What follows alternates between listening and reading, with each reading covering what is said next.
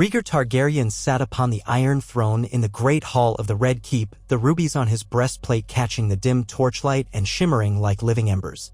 The hall was quiet in that moment. He could sense the hush of courtiers, the trembling awe of lords and ladies who knelt before him, the watchful eyes of the king's guard standing along the walls. He felt the weight of his ancestral seat beneath him, cold metal that bit into his back no matter how straight he sat. The old song told that the throne was forged from the swords of his enemies, hammered by dragon fire, meant to be neither comfortable nor forgiving. And indeed, it was not. Yet Rhaegar held his head high, silver hair brushing against the collar of his tunic, the crown balanced lightly upon his brow. In that stillness, in that moment of ceremony, he remembered the violent dawn that had led him here, remembered the clang of steel and cries of the wounded, the heartbreak of houses set against one another, the illusions of destiny. He remembered the feel of a warhammer crashing against his shield, the brute strength behind the man who had once been his rival, Robert Baratheon, the Storm Lord who sought to place his own sigil upon the realm. The memory weighed on Rhaegar still. He could sense it, just as he sensed the edges of the throne's blades. His survival, his victory, came at a cost measured not only in lives but in the trust of the Seven Kingdoms. The rumors that had sparked the rebellion, the tales of madness creeping through House Targaryen, had turned many hearts away from the dragon banner. And yet, by the end, the tide had changed. Rhaegar, with a fervor fueled by prophecy and a dream of a better realm, had mustered loyal men who would not forsake the rightful heir. Each blow on the battlefield had been a gamble of fate, each parry a fragile hope that the realm's future could still be salvaged. He had triumphed, but that triumph did not feel sweet. Robert Baratheon had fallen, grievously wounded, carried away in the chaos of a final confrontation on the Trident. Some whispered that he survived only by the charity of Rhaegar himself, who had ordered the Baratheon lord's life to be spared when his men discovered him broken upon the riverbank. Others whispered that it was no mercy at all, for living with defeat was often a harsher punishment than dying in glorious battle. In truth, Rhaegar's choice had been spurred by a vision of a realm no longer soaked in the blood of petty vendettas. He wanted a future not just for himself, but for the Seven Kingdoms, for the people who had grown weary of Aerys' madness and the cyclical violence that had plagued the realm for too long. Cersei Lannister stood at his side now, that burnished gold hair coiled in elaborate braids, her green eyes fixed upon him with a mixture of admiration and ambition. She too recalled the days of the rebellion in her own way. She had once yearned to be wed to Rhaegar, dreaming that her beauty might be worthy of the prince's notice. It was said that Tywin Lannister had offered her hand to the Mad King, seeking to bind the Lannisters closer to the throne. Aerys had spurned that match, insulting Tywin beyond measure. Yet fate had twisted upon itself, and in the end, here she stood, queen consort to Rhaegar Targaryen, a Lannister rose transplanted to the Red Keep. Their union was a matter of political convenience as much as the product of a dream once nurtured by a woman with aspirations that soared as high as the walls of Casterly Rock. After Robert Baratheon's defeat, the realm wavered in uneasy peace. Tywin Lannister, a lord known for his cold cunning and relentless pursuit of power, chose to bend the knee to King Rhaegar and offer him his fairest daughter, forging a bond that would, at least on parchment and in ceremony, unify House Targaryen and House Lannister. Though many around the realm wondered if the two might devour each other, dragon's flame licking at the lion's pride, most recognized that the alternative was more war. This wedding, officiated under the light of the Seven, was meant to become the final stroke that sealed the peace. There had been no grand tourney for the union. Rhaegar had not wished to remind the realm of how a tourney in Harrenhal had once lit the spark that led to the downfall of his father's reign. Instead, the wedding was conducted with a grave solemnity. A hush had fallen over the sept, broken only by the vows each exchanged, the swirl of regal attire glimmering in candlelight, and the soft prayers of the High Septon. Afterward, the bells of King's Landing tolled a triumphant peal, and the city's small folk poured into the streets, uncertain whether they should celebrate or fear the new monarchy. Rumors abounded about dragons returning, about the Lannister gold that would fill the royal coffers, about Rhaegar's rumored prophecies, and the vanquished Baratheon. Through the swirl of speculation, Cersei had walked by Rhaegar's side, projecting grace and quiet confidence that belied the roiling ambition in her heart. In those first days of their marriage, they slept in adjoining chambers, separated by a heavy oaken door that was guarded day and night by the King's Guard, Ser Barristan and Selmy, Ser Jonathan Darry, and the others who had sworn fealty to House Targaryen long ago. In the quiet nights, when neither dared breach the boundary that had so swiftly been placed between them, Rhaegar would slip into reveries of the past. He would see visions of another bride, Elia Martell, her eyes gentle and kind, her health fragile. He would recall the chime of laughter that once colored his day with warmth, how she had looked upon their children with unwavering devotion. But Elia was gone, snatched away in the fires of a conflict that Rhaegar believed he could prevent but had not. The grief weighed heavily, though he hid it well. To the realm, he was the triumphant Dragon King. To Cersei, he was a regal husband of near-mythic renown. Only in the privacy of his mind did he allow the sorrow to breathe. Still, he knew better than to allow the memory of Elia to overshadow the realm's future. The more pressing matter was forging a stable and lasting peace. Cersei's father, Tywin, had sent a grand retinue bearing chests of gold, enough to fill the deficits left by Aerys's reckless expenditures. He offered alliance and cunning advice on how to subdue any future uprisings, promising that House Lannister's banners would stand beside House Targaryen's. Yet Rhaegar could never fully discard the wariness that settled like a coiled serpent in his chest. Tywin Lannister was not a man given to unconditional loyalty. His gold and his wisdom always came with a price. Rhaegar sensed that the Lannisters had not bent the knee out of love or reverence for the dragon. They bent it out of necessity to preserve their seat of power and potentially place themselves in a position to direct the realm's affairs from behind the scenes. For now, Rhaegar let them believe that they held some measure of influence. A king needed powerful allies, and no ally was more powerful than the gold of Casterly Rock. Besides, in Cersei, he sensed a partner who might help him keep the realm united. She was bright, charismatic, and possessed a fierce will that reminded him of the cunning tacticians of old. She came to council meetings in the early days of their reign, providing subtle suggestions that shaped certain decisions, like where to station the gold cloaks to best quell potential riots, or how to handle trade with foreign nations to refill the city's granaries. He was wary of her influence, but also curious to see how her ambition might serve them both.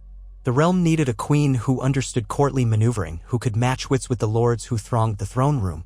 Each morning, he would watch from the balcony as the city awakened below, spires and rooftops shining in the dawn. King's Landing was not a city known for its cleanliness or its beauty. The stench of the gutters and the narrow alleys often hung thick in the humid air. But it was the heart of the realm, beating with the footsteps of the common folk, the whispers of merchants, the prayers of the faith. Rhaegar took solace in watching them go about their lives, free for the moment from the terrors of war. He had once dreamed of a world where songs replaced swords, where he might play his silver-stringed harp under peaceful skies. That dream had been shattered by the demands of destiny. Now, enthroned as king, he had to guide these people to prosperity, to shield them from the echoes of his father's tyranny and from the swirling ambitions of the great houses. The royal court was a tapestry of alliances and silent feuds. Varys, the master of whisperers, drifted about with his soft steps, a delicate spider weaving webs of secrets. Pycelle remained as Grand Maester, perpetually bowing and scraping, feigning a loyalty that Rhaegar found tedious. Cersei's cousin, Lancel, had become a squire at court, always trailing behind with wide, adoring eyes. Littlefinger, Peter Baelish, lingered in the peripheries, a calculating smile flickering at the corners of his mouth as he weighed opportunities for personal gain. Ser Barristan Selmy, one of the finest knights the realm had ever seen, served dutifully, embodying the chivalry that Rhaegar treasured. Even Jaime Lannister, Cersei's twin brother, walked the halls in his white cloak, though Rhaegar could not help but sense something tightly wound behind Jaime's eyes, as though a tension lingered that might one day snap. The alliances and enmities of the past war had not entirely faded. Dorne harbored resentment for the loss of Elia Martell, and although Prince Dor-en Martell had not openly rebelled when Rhaegar claimed the throne, the letters arriving from Sunspear were tinged with polite formality and none of the warmth or camaraderie that once existed between Rhaegar and the Martells. The Reach, led by House Tyrell, had rejoined the crown after some wavering loyalty during the rebellion. Mace Tyrell was a proud man, eager to see his house regain its standing in court, yet Rhaegar noticed the slight hesitation, the searching eyes of Olenna Tyrell measuring the new king for weakness. The North, ruled by Eddard Stark, had withdrawn behind its winter snows in the aftermath of the rebellion. Although House Stark had supported Robert, Eddard himself had bent the knee once the conflict was lost, choosing a sullen peace over endless bloodshed. Rhaegar knew well that trust with the North would not come easily. The Riverlands, devastated by the battles along the Trident, nursed wounds that would take years to heal, while the Vale of Arryn watched quietly its young lord, Robert Arryn, still a child under the guidance of regents. The Crownlands themselves bristled with the memory of the Mad King, and the folk looked to Rhaegar to see if he would be different. He intended to be. Each step, each decree, each royal pronouncement was a careful balancing act. He wanted to usher in reforms that would keep the realm stable, to grant a measure of relief to the small folk taxed harshly under Aerys's reign, and to ensure the lords understood that they were ruled by neither a tyrant nor a weakling. It was a delicate dance, one Cersei seemed eager to join, guiding him with a whispered word here, a pointed observation there. Her early suggestions often proved beneficial, urging restraint when punishing lords suspected of harboring remnants of rebellion, encouraging lavish but controlled festivities to celebrate the crown's new dawn, so that the city might truly believe a new era had arrived. Still, in the privacy of his solar, Rhaegar grappled with the ghosts of his past. Sometimes the memory of the Tower of Joy flitted before his mind's eye. A lonely tower in the Red Mountains of Dorne, rumored to be where he had once spirited Lyanna Stark. The truth of those events was muddled beneath layers of rumor and myth, but the war had been sparked in part by what the realm believed, that the crown prince abducted the daughter of House Stark. Rhaegar felt the twinge of guilt whenever he thought of the anguish upon the face of Ned Stark, Lyanna's brother, who had marched to war with Robert. The vow he had made, the truths he had discovered, those secrets Rhaegar had hidden away to preserve what was left of the peace. He wondered if he had done the right thing, or if the cost of secrecy had now become too high. Yet he kept his silence, locking the past away with a cold efficiency, determined not to let it undo the fragile peace he labored to create. On nights when the breezes from Blackwater Bay carried the scent of salt and brine through the windows, King Rhaegar and Queen Cersei would dine together, a small private affair in chambers bedecked with Targaryen heraldry, a three-headed dragon resplendent on banners of crimson and black. Cersei often wore gold or emerald to those dinners, a reminder of her origins. They would speak of matters of state, of lords who required appeasement, of potential threats lingering in the corners of the realm. Sometimes Cersei would reveal a flinty cynicism, a belief that fear was a sharper tool than kindness to keep the lords in line. Rhaegar, for his part, believed in forging a gentler rule, mindful that the wounds of the rebellion had not yet scarred over. At times, these differences flared into brief tension, but they always cloaked them in courtesy and gentle smiles, for they understood that their alliance was bigger than personal preference. As the moons passed, Rhaegar found that Cersei possessed a certain magnetism he could not deny. She was fiercely intelligent, sharp-tongued when pressed, but capable of charming a group of stubborn lords with her presence. Though her laughter could sometimes feel calculated, there were glimpses of genuine emotion, pride, longing, even vulnerability that flickered in her eyes. At court, she displayed unwavering confidence, but in private, she would ask him about his music, about the songs he once sang, about the dreams he had for the realm. She would press him to share those secrets, to explain the cryptic references to a prophecy he had once muttered in the heat of passion. The Song of Ice and Fire, that phrase that haunted Rhaegar since he was a boy, born of the notion that he was destined to mend a fractured realm and possibly face a threat beyond mortal comprehension. But Rhaegar, careful as ever, shared only pieces. He spoke of wanting a realm united, prepared for the hardships to come, yearning for an age of harmony. He said nothing of the deeper, more mystic beliefs that once guided his steps. Cersei listened, her gaze thoughtful, but gave no sign of mockery. Perhaps part of her recognized that no king could rely solely on the cold logic of power. Perhaps she understood that illusions of destiny and prophecy could rouse men's hearts in ways a crown alone could not. And so they carried on, forging a royal partnership that the realm could see and, if not love, at least respect. Courtiers whispered their impressions. The king was courteous and noble, the queen regal and clever. Some said that the realm was better off for having a stable, united front upon the throne at last, an end to the chaos of Aerys's madness and the ruinous war that followed. Others whispered that a Lannister queen would strangle the realm with lion claws, that she would eventually devour the dragon. Only time would tell which rumor held the truth. In the midst of these political intrigues, Rhaegar found a quiet solace in caring for his children, Prince Aegon and Princess Rhaenys, who had survived the horrors of the Sack of Kings, landing only by the intervention of loyalists. They were young, still healing from the nightmares that had haunted them. Rhaenys, with her mother's Dornish eyes and quick laugh, sometimes faltered in the presence of Cersei. The queen was never openly cruel, but Rhaegar could sense a subtle discomfort there, a tension arising from the memory of Elia Martell's fate and the knowledge that these children might hold an attachment to a lineage that was not Lannister. Cersei rarely spent extended time with them, but she performed her duties with polite civility, ensuring they wanted for nothing. Rhaegar, determined to be a better father than the realm had ever granted him credit for, would read them stories, or watch them chase each other through the palace gardens. Sometimes he would play his harp for them, soft melodies that made Rhaenys clap her hands and Aegon tilt his head in solemn wonder. He was king, yes, but in those moments with his children, he was simply a father. He recalled how, in his youth, he had been thrust into the role of heir to the Iron Throne with little warning, forced to navigate the labyrinth of royal expectation as best he could while his father descended into madness. Rhaegar did not want that for his children. He wanted them to grow strong, to understand compassion as well as duty, to comprehend that leadership was not a matter of brute force but of empathy and wisdom. It was a lofty goal, but one he clung to like a man adrift in a storm clings to a piece of wood. In the days that followed, Rhaegar began planning a grand progress through the realm. He believed that if he traveled to each region, if he spoke with the people and allowed them to see his face not as a distant rumor but as a living, breathing man, it might help soothe the wounds of the rebellion. He intended to begin in the Westerlands, both as a gesture of respect to House Lannister, his wife's family, and as a practical means of reminding that proud region that their new king was worthy of loyalty beyond marriage ties.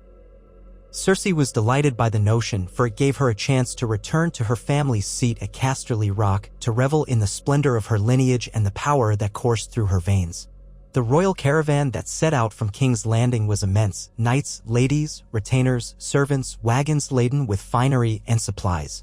Banners bearing the Targaryen dragon and the golden lion of Lannister fluttered side by side, a spectacle meant to dazzle the small folk and keep potential troublemakers in awe. Along the Gold Road, crowds gathered to watch the king and queen ride by.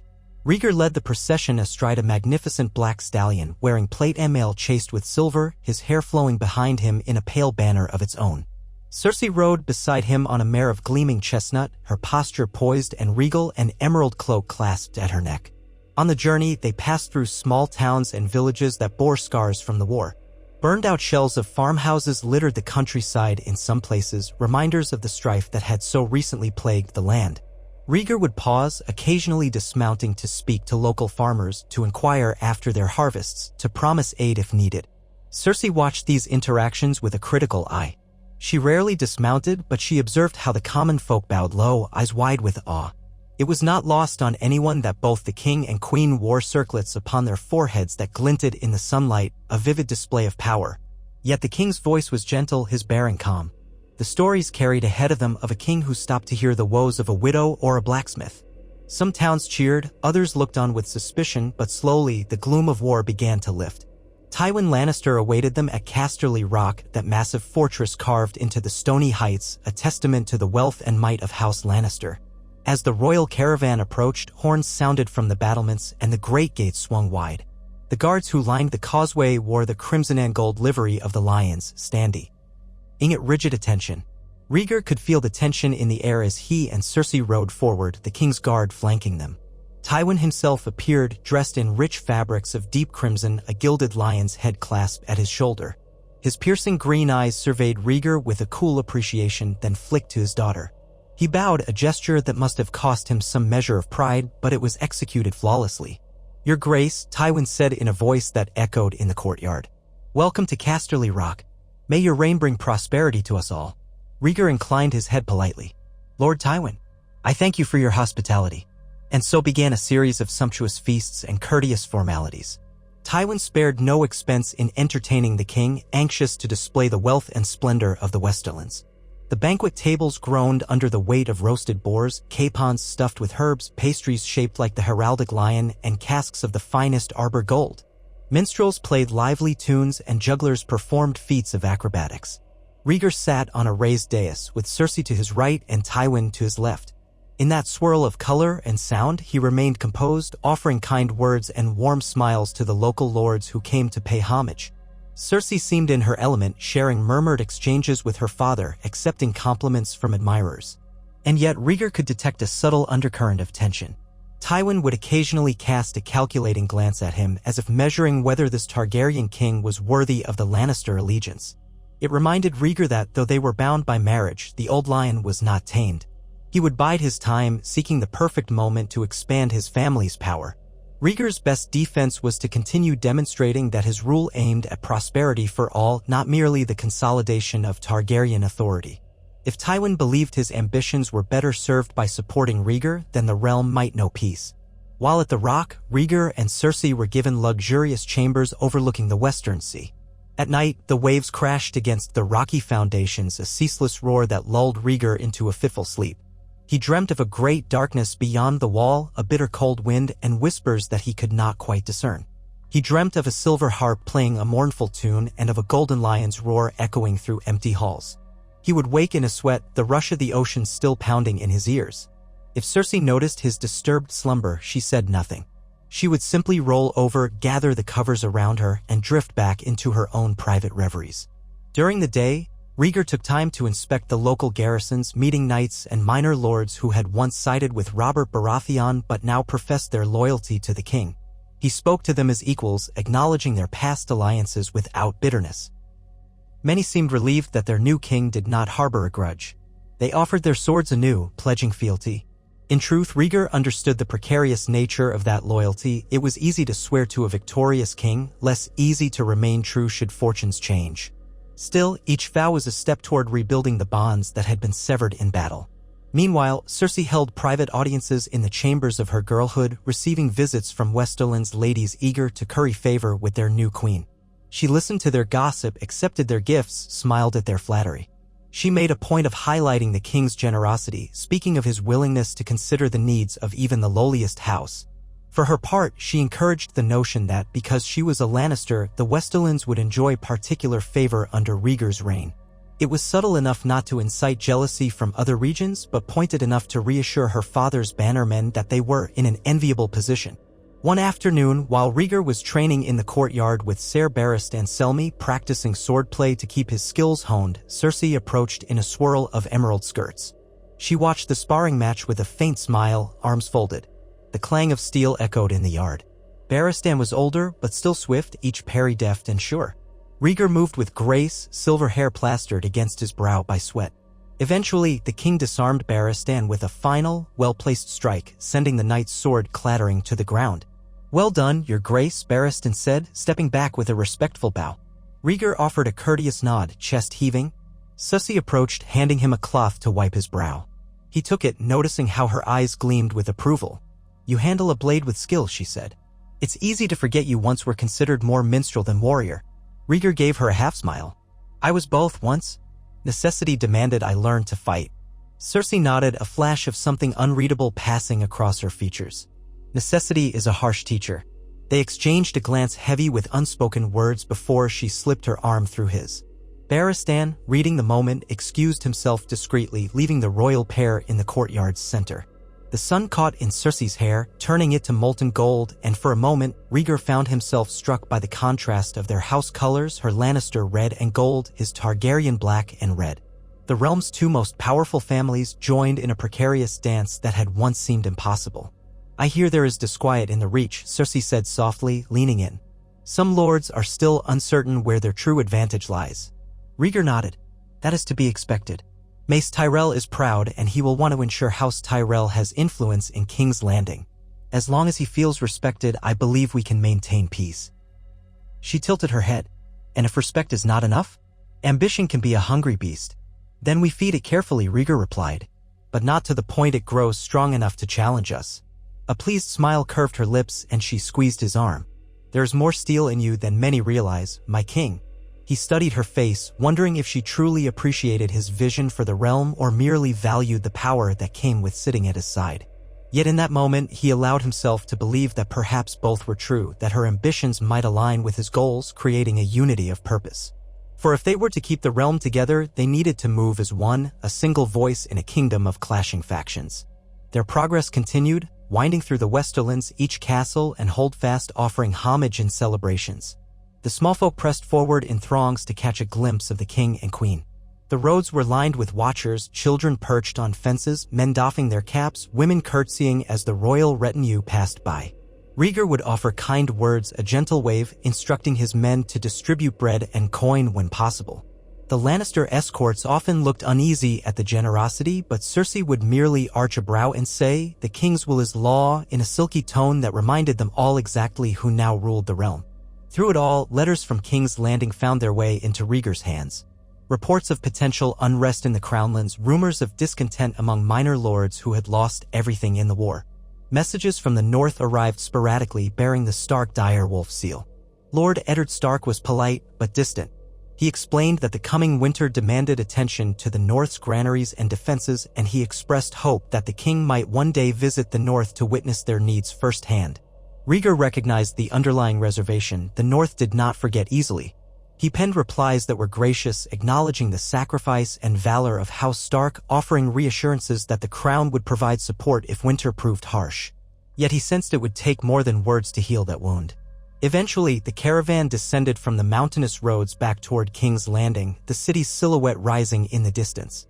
The smallfolk welcomed their king and queen with a modest fanfare, and Rhaegar felt a measure of relief to be home. The Red Keep, for all its hidden corridors and unsettling histories, was at least familiar territory. He returned to the daily intricacies of governance, council meetings, negotiations with foreign envoys, hearing petitions from lords and knights. Cersei resumed her role in the royal circle, weaving alliances with a sure hand. The city buzzed with news of the successful progress. If the lords of the Westerlands had doubts before, they now largely accepted Rhaegar's authority. Yet peace in the Seven Kingdoms was always tenuous. Whispers came of scattered raiders in the Stormlands and the Marches, remnants of Robert Baratheon's supporters who refused to yield. Although Robert was rumored to be confined to Storm's End, convalescing from his wounds, some minor lords still claimed loyalty to the Stag Banner. They harried villages, attacked supply lines, made trouble wherever they could. Rhaegar struggled with how harshly to respond.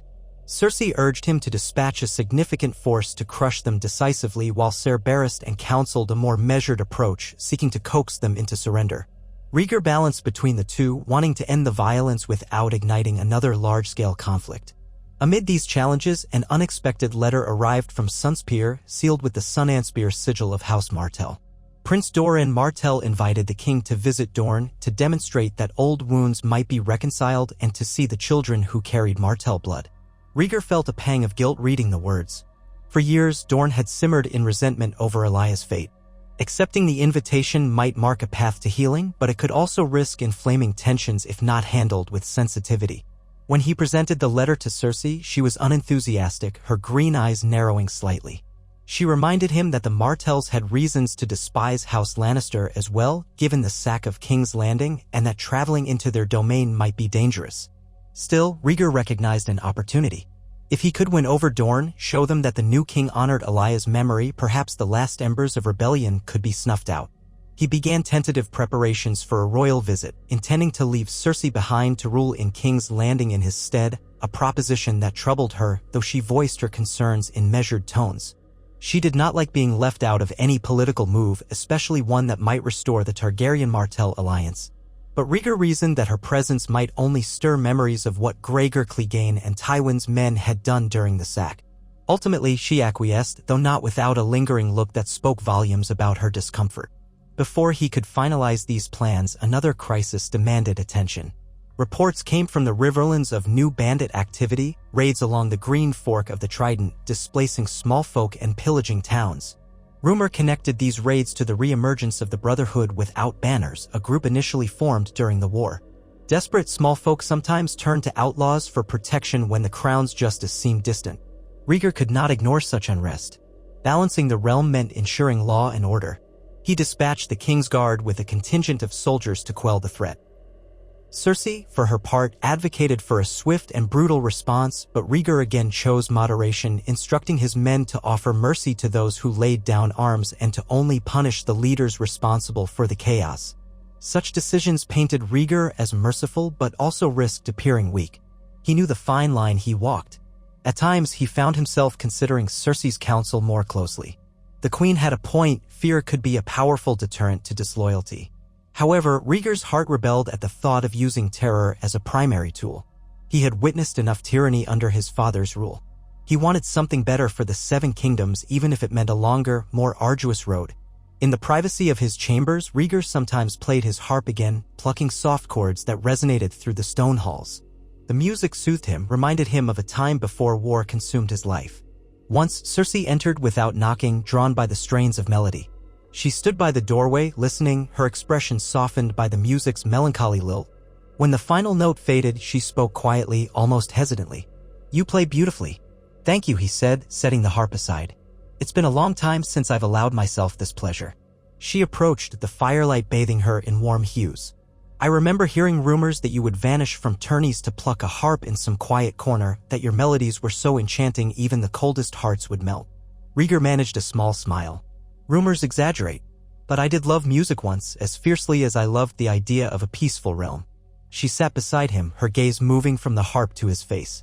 "We can still shape this realm together. Make it peaceful. Prosperous. Our child," she placed a hand on her abdomen, "will be born into a kingdom free from the shadow of war." Startled, Rhaegar looked at her. Are you certain?" A faint flush colored her cheeks, but she lifted her chin proudly. "I've suspected for a moon's turn, and Pycelle's confirmation arrived this morning. I carry the future of House Targaryen and House Lannister within me." Emotions swept through Rhaegar, swift as a storm wind. Joy, concern, and undercurrent of fear. He recalled the tragedies that had befallen Elaya's children in the war's final days. He recalled the difficulties that came with each royal heir. Still, he placed his hand atop hers gently.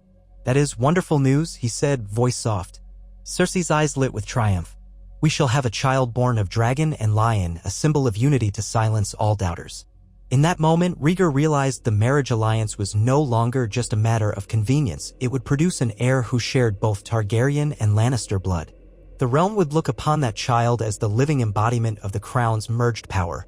It might strengthen the monarchy beyond measure or stoke new fires of envy and rivalry. But for Rhaegar, in that fleeting second, all he felt was a warm, fragile hope. Perhaps this child might help unify the kingdom in a way no treaty or peace decree ever could. Their news spread swiftly through the Red Keep, then beyond the city walls. Courtiers gossiped in excited tones, lords sent congratulations, and small folk whispered that perhaps this signaled a new golden age. Tywin Lannister arrived in King's Landing not long after, bearing lavish gifts for his daughter. Though he retained his usual stoic composure, the glimmer in his sharp eyes betrayed his satisfaction. A Targaryen Lannister heir was a triumph for House Lannister as much as for the crown. The city soon bustled with preparations for a grand feast to celebrate the queen's pregnancy. Rhaegar authorized a modest display of splendor, lavish but not overtly extravagant, conscious of the still-recovering realm. Musicians were summoned, the great hall dressed in fresh banners, and a new wave of ambassadors arrived to pay their respects. The realm seemed to hold its breath, anticipating a bright future, while old resentment smoldered in the background. Amid the celebrations, Eddard Stark arrived in King's Landing at Rhaegar's invitation.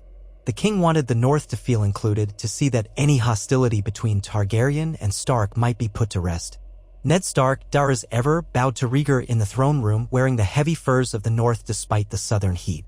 Rhaegar greeted him courteously, expressed gratitude for House Stark's willingness to send men to quell the Stormland raiders if needed, and invited him to stay for the festivities.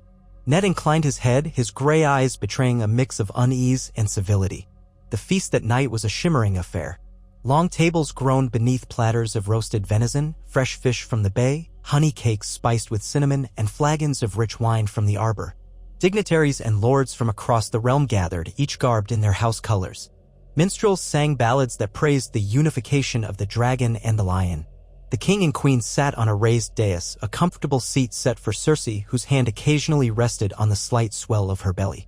Rhaegar's children, Aegon and Rhaenys, sat beside them, the princess wearing a velvet gown of red and black, the prince in a miniature doublet matching his father's Targaryen heraldry. Cersei's brother, Jaime Lannister, stood among the king's guard, his gilded hair shining in the torchlight. Rhaegar had often noted how similar Jaime and Cersei looked, the same green eyes and elegant features. Yet Jaime wore a distant expression, almost pensive. Rhaegar observed him quietly, recalling how Jaime had once killed the Mad King, earning the moniker Kingslayer. While that act had saved countless lives from Aerys' final madness, it had also stained Jaime's honor in the eyes of many. Rhaegar understood the complexities of that situation more than most, but he sensed Jaime's inner conflict had never fully abated. As the night wore on, courtiers danced, laughter rose in the hall, and the shimmering lights of the candelabras reflected off polished armor and golden goblets. Rhaegar leaned close to Cersei, murmuring words of affectionate gratitude for her presence, for her patience in guiding the realm with him. She smiled, looking every bit the radiant queen, though behind that smile, Rhaegar knew her mind was always calculating. Still, there was warmth in her eyes now, and undeniable pride in carrying the king's child. Then, in the midst of the revelry, a messenger in dust-stained clothes stumbled into the hall, causing a ripple of alarm. With a pale face, he bowed low before the king and queen, trembling as he held out a sealed parchment. Rhaegar gestured for the music to cease, and the hall fell silent. He broke the seal, scanning the letter, his brow furrowing. Murmurs spread as the king's expression hardened. At length, Rhaegar lifted his gaze. "It seems there has been an attack in the Stormlands," he announced, voice resonating through the hall. A contingent of crown soldiers was ambushed by a large group of outlaws. Casualties are high. The survivors speak of a ferocity that suggests more than mere bandits. And he paused, glancing again at the parchment. The rumor is that Lord Robert Baratheon himself may have joined them. A hush fell as though the hall itself drew a collective breath. Cersei's eyes narrowed, her grip on Rhaegar's forearm tightening. Tywin Lannister, standing among the guests, wore an impassive mask. Eddard Stark's face showed a flicker of pain and concern. Robert had once been his closest friend, bound by childhood and love for Lyanna Stark. Rhaegar felt the weight of the realm pressing down on him again, a solemn reminder that peace was never guaranteed. He handed the parchment to Cersei, who scanned it with a grim set to her lips. The feast resumed in subdued tones, but the joyous atmosphere was irreparably dampened. Rhaegar rose early from the table, giving a polite excuse that matters state demanded his attention. Cersei followed, and together they withdrew from the great hall to the privacy of the council chamber. There, by candlelight, they conferred with the small council, Varys in his voluminous robes, Pycelle with his white beard trembling, Peter Baelish looking quietly amused by the drama, and Tywin Lannister standing with folded arms. The news was bleak. The outlaws in the Stormlands were gaining momentum, fueled by the legend of Robert Baratheon's prowess. If Robert truly led them, it was not a mere band of criminals, it was a rebellion waiting to happen. Already, some minor lords who had chafed under Targaryen rule might be tempted to raise their banners again, seeing a chance at revenge or self-aggrandizement. Rhaegar rubbed his brow, feeling a dull ache forming behind his eyes. "We must respond swiftly but carefully. Another full-scale war would bleed the realm dry." Cersei's expression was icy. "Crush them. Dispatch enough men to ensure Robert's unconditional surrender. We cannot allow him to rally support." Tywin inclined his head in agreement. "In this, my daughter speaks true. If the Baratheon is permitted to roam free, you risk a second rebellion. Mercy will be seen as weakness." Ser Barristan Selmy, who had joined them after the feast, cleared his throat. "Your Grace, if Lord Robert can be taken alive, perhaps he might be persuaded to accept exile or a negotiated peace. Many in the Stormlands still revere him. Killing him outright could make a martyr." Rhaegar's gaze swept the room. Options and consequences raced through his mind. He knew the cost of bloodshed. But he also knew that Robert Baratheon's legend, if stoked, could indeed spark a new conflagration. He closed his eyes briefly, remembering the single combat near the Trident, the thunderous crash of Robert's warhammer. If not for a twist of fate, it might have been Rhaegar who fell that day. The realm had endured too much suffering already. He wanted to avoid plunging it into chaos again. Yet he recognized the precarious situation. The child in Cersei's belly, the hopes of a renewed Targaryen line, the fragile alliances with every great house, these would all be jeopardized by letting Robert run free. Ultimately, he opened his eyes, addressing the council with a measured tone. "Send out the royal host. Ser Barristan, you will command them. Offer Robert one chance, bend the knee, surrender himself, and his men will be pardoned. If he refuses, subdue them." His gaze flickered to Tywin. "And ensure that the men you send know discipline.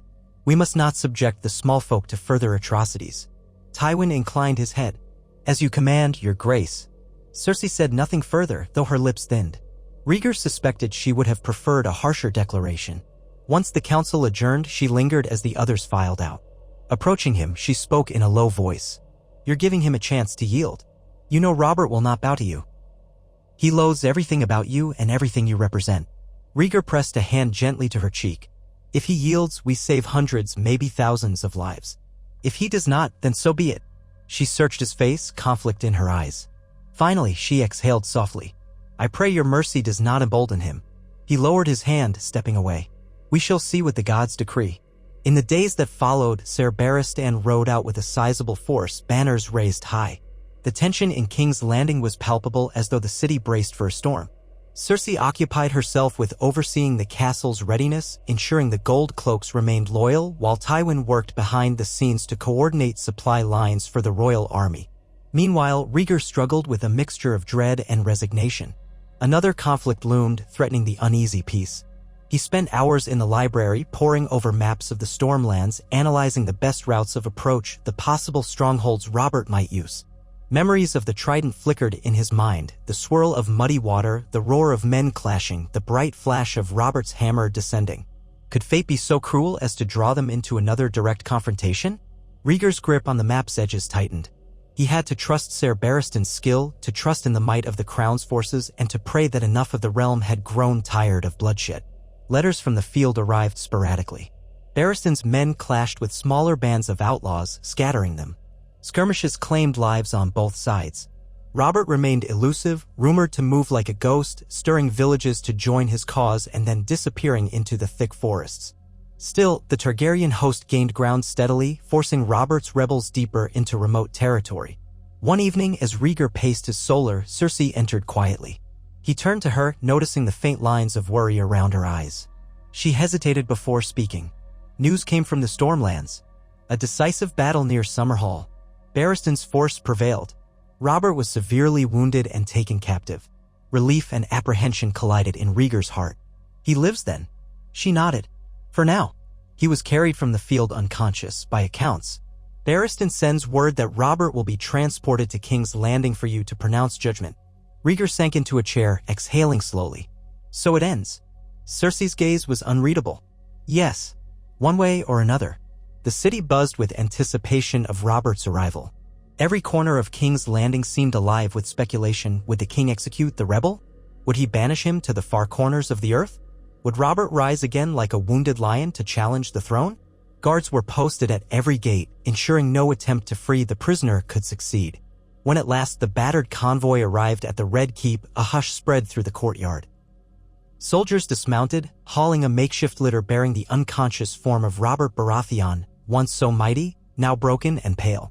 His breath rasped in his throat, bandages wrapped around his torso. Rhaegar descended the steps to meet Ser Barristan, who knelt briefly, exhaustion etched into his face. Your Grace, Barristan began, the rebellion is ended. Robert's men have either fled or yielded. He has injuries that need tending, but he is our prisoner. Rhaegar nodded, looking upon the man who had once been his fiercest foe. Have the maesters see to him. I will pass judgment when he is well enough to stand before me, or at least to be conscious. Barristan hesitated, his voice lowering. He might not survive the night, Your Grace. Rhaegar glanced at the wounded Baratheon, recalling the memories of their fateful duel at the Trident. Then let the gods decide, he said quietly. I will not condemn an unconscious man. With that, the king turned and the guards carried Robert away to the dungeons where the Grand Maester and his acolytes would do what they could. The realm waited, gossip swirling. Some called Rhaegar a fool for showing mercy. Others admired his sense of justice. Cersei remained composed, yet behind closed doors she confronted her husband. Why delay, she demanded. He has proven himself an enemy of the crown, raising arms in open rebellion, killing your soldiers, endangering our unborn child by threatening the peace of the realm. Yet you allow him to be treated like an honored guest. He is no guest, Rhaegar answered, meeting her gaze. He is a prisoner and he will face justice. But I will not kill a man who cannot answer for his crimes. Cersei's features hardened. You are kind, husband. Perhaps too kind. Mercy can be a weakness that men like Robert exploit. Rhaegar refused to be baited. If he dies of his wounds, so be it. If he survives, I will hear him. Then I will decide his fate. The days that followed were tense. News came that Robert clung to life, though he hovered near death. Some said the will of the gods or his own fierce spirit kept him breathing. A hush settled in the Red Keep's corridors whenever the topic arose. And then one morning, word spread that Robert had awakened, weak but conscious. Rhaegar knew the time had come. He convened a small gathering in the throne room, no grand spectacle, for the man was too frail to stand trial in the traditional sense. Guards carried Robert in on a litter, setting him down on the cold marble floor. Rhaegar sat upon the Iron Throne, flanked by Cersei and Tywin at a respectful distance with the Kingsguard at the ready. A hush fell as all eyes turned to the disheveled, battered figure of the former Lord of the Stormlands. Robert gazed up with eyes sunken in dark circles, a hollow mockery of the robust warrior he once was. Yet a spark of defiance still burned there. He coughed, a wet rasp, before speaking. So, the dragon has me at his mercy. Rhaegar's voice rang in the high vaults of the throne room. You raised arms against the crown, defying the peace of the realm. Countless lives were lost. Have you anything to say in your defense? Robert's lip curled. You took everything from me, Lyanna, the hope of a future untainted by Targaryen madness. I will never bow to you. If you have any honor, end this now." A flicker of pain crossed Rhaegar's face at the mention of Lyanna, but he schooled his features. "Your rebellion was defeated. I offer you one chance. Lay down your pride, swear fealty, and live in exile. I will spare your life, for the sake of the realm that has already bled too much." Cersei watched in stony silence, her eyes flicking from Robert to her husband. Tywin's expression was impassive as ever, though tension coiled around him like an invisible serpent. The entire hall seemed to hold its breath. Robert spat onto the floor, wincing as the movement tore at his bandaged wounds. "A man who bends once might as well break. I will not yield to a Targaryen. Kill me if you must, but I will never kneel." A tremor of emotion passed through Rhaegar. He leaned forward, the swords of the throne pressing into his back, cold and sharp. "You would throw your life away for pride?" Robert's laugh was harsh, pained. "For hatred, too. Your father burned innocents. You kidnapped Lyanna. Your house is a curse upon the realm." Silence thundered in the hall. Rhaegar felt a wave of anger, sadness, and regret. Finally, he stood, descending the steps until he stood before Robert's litter. "So be it." He spoke the words quietly, but they carried the weight of finality. "I offered you mercy for the realm's sake. You refuse. I have no choice." Robert tilted his head back, baring his throat. "Do it, then." Rhaegar took a deep breath, glancing once at Cersei. Her face was unreadable, a mask of composure. He turned to the guards.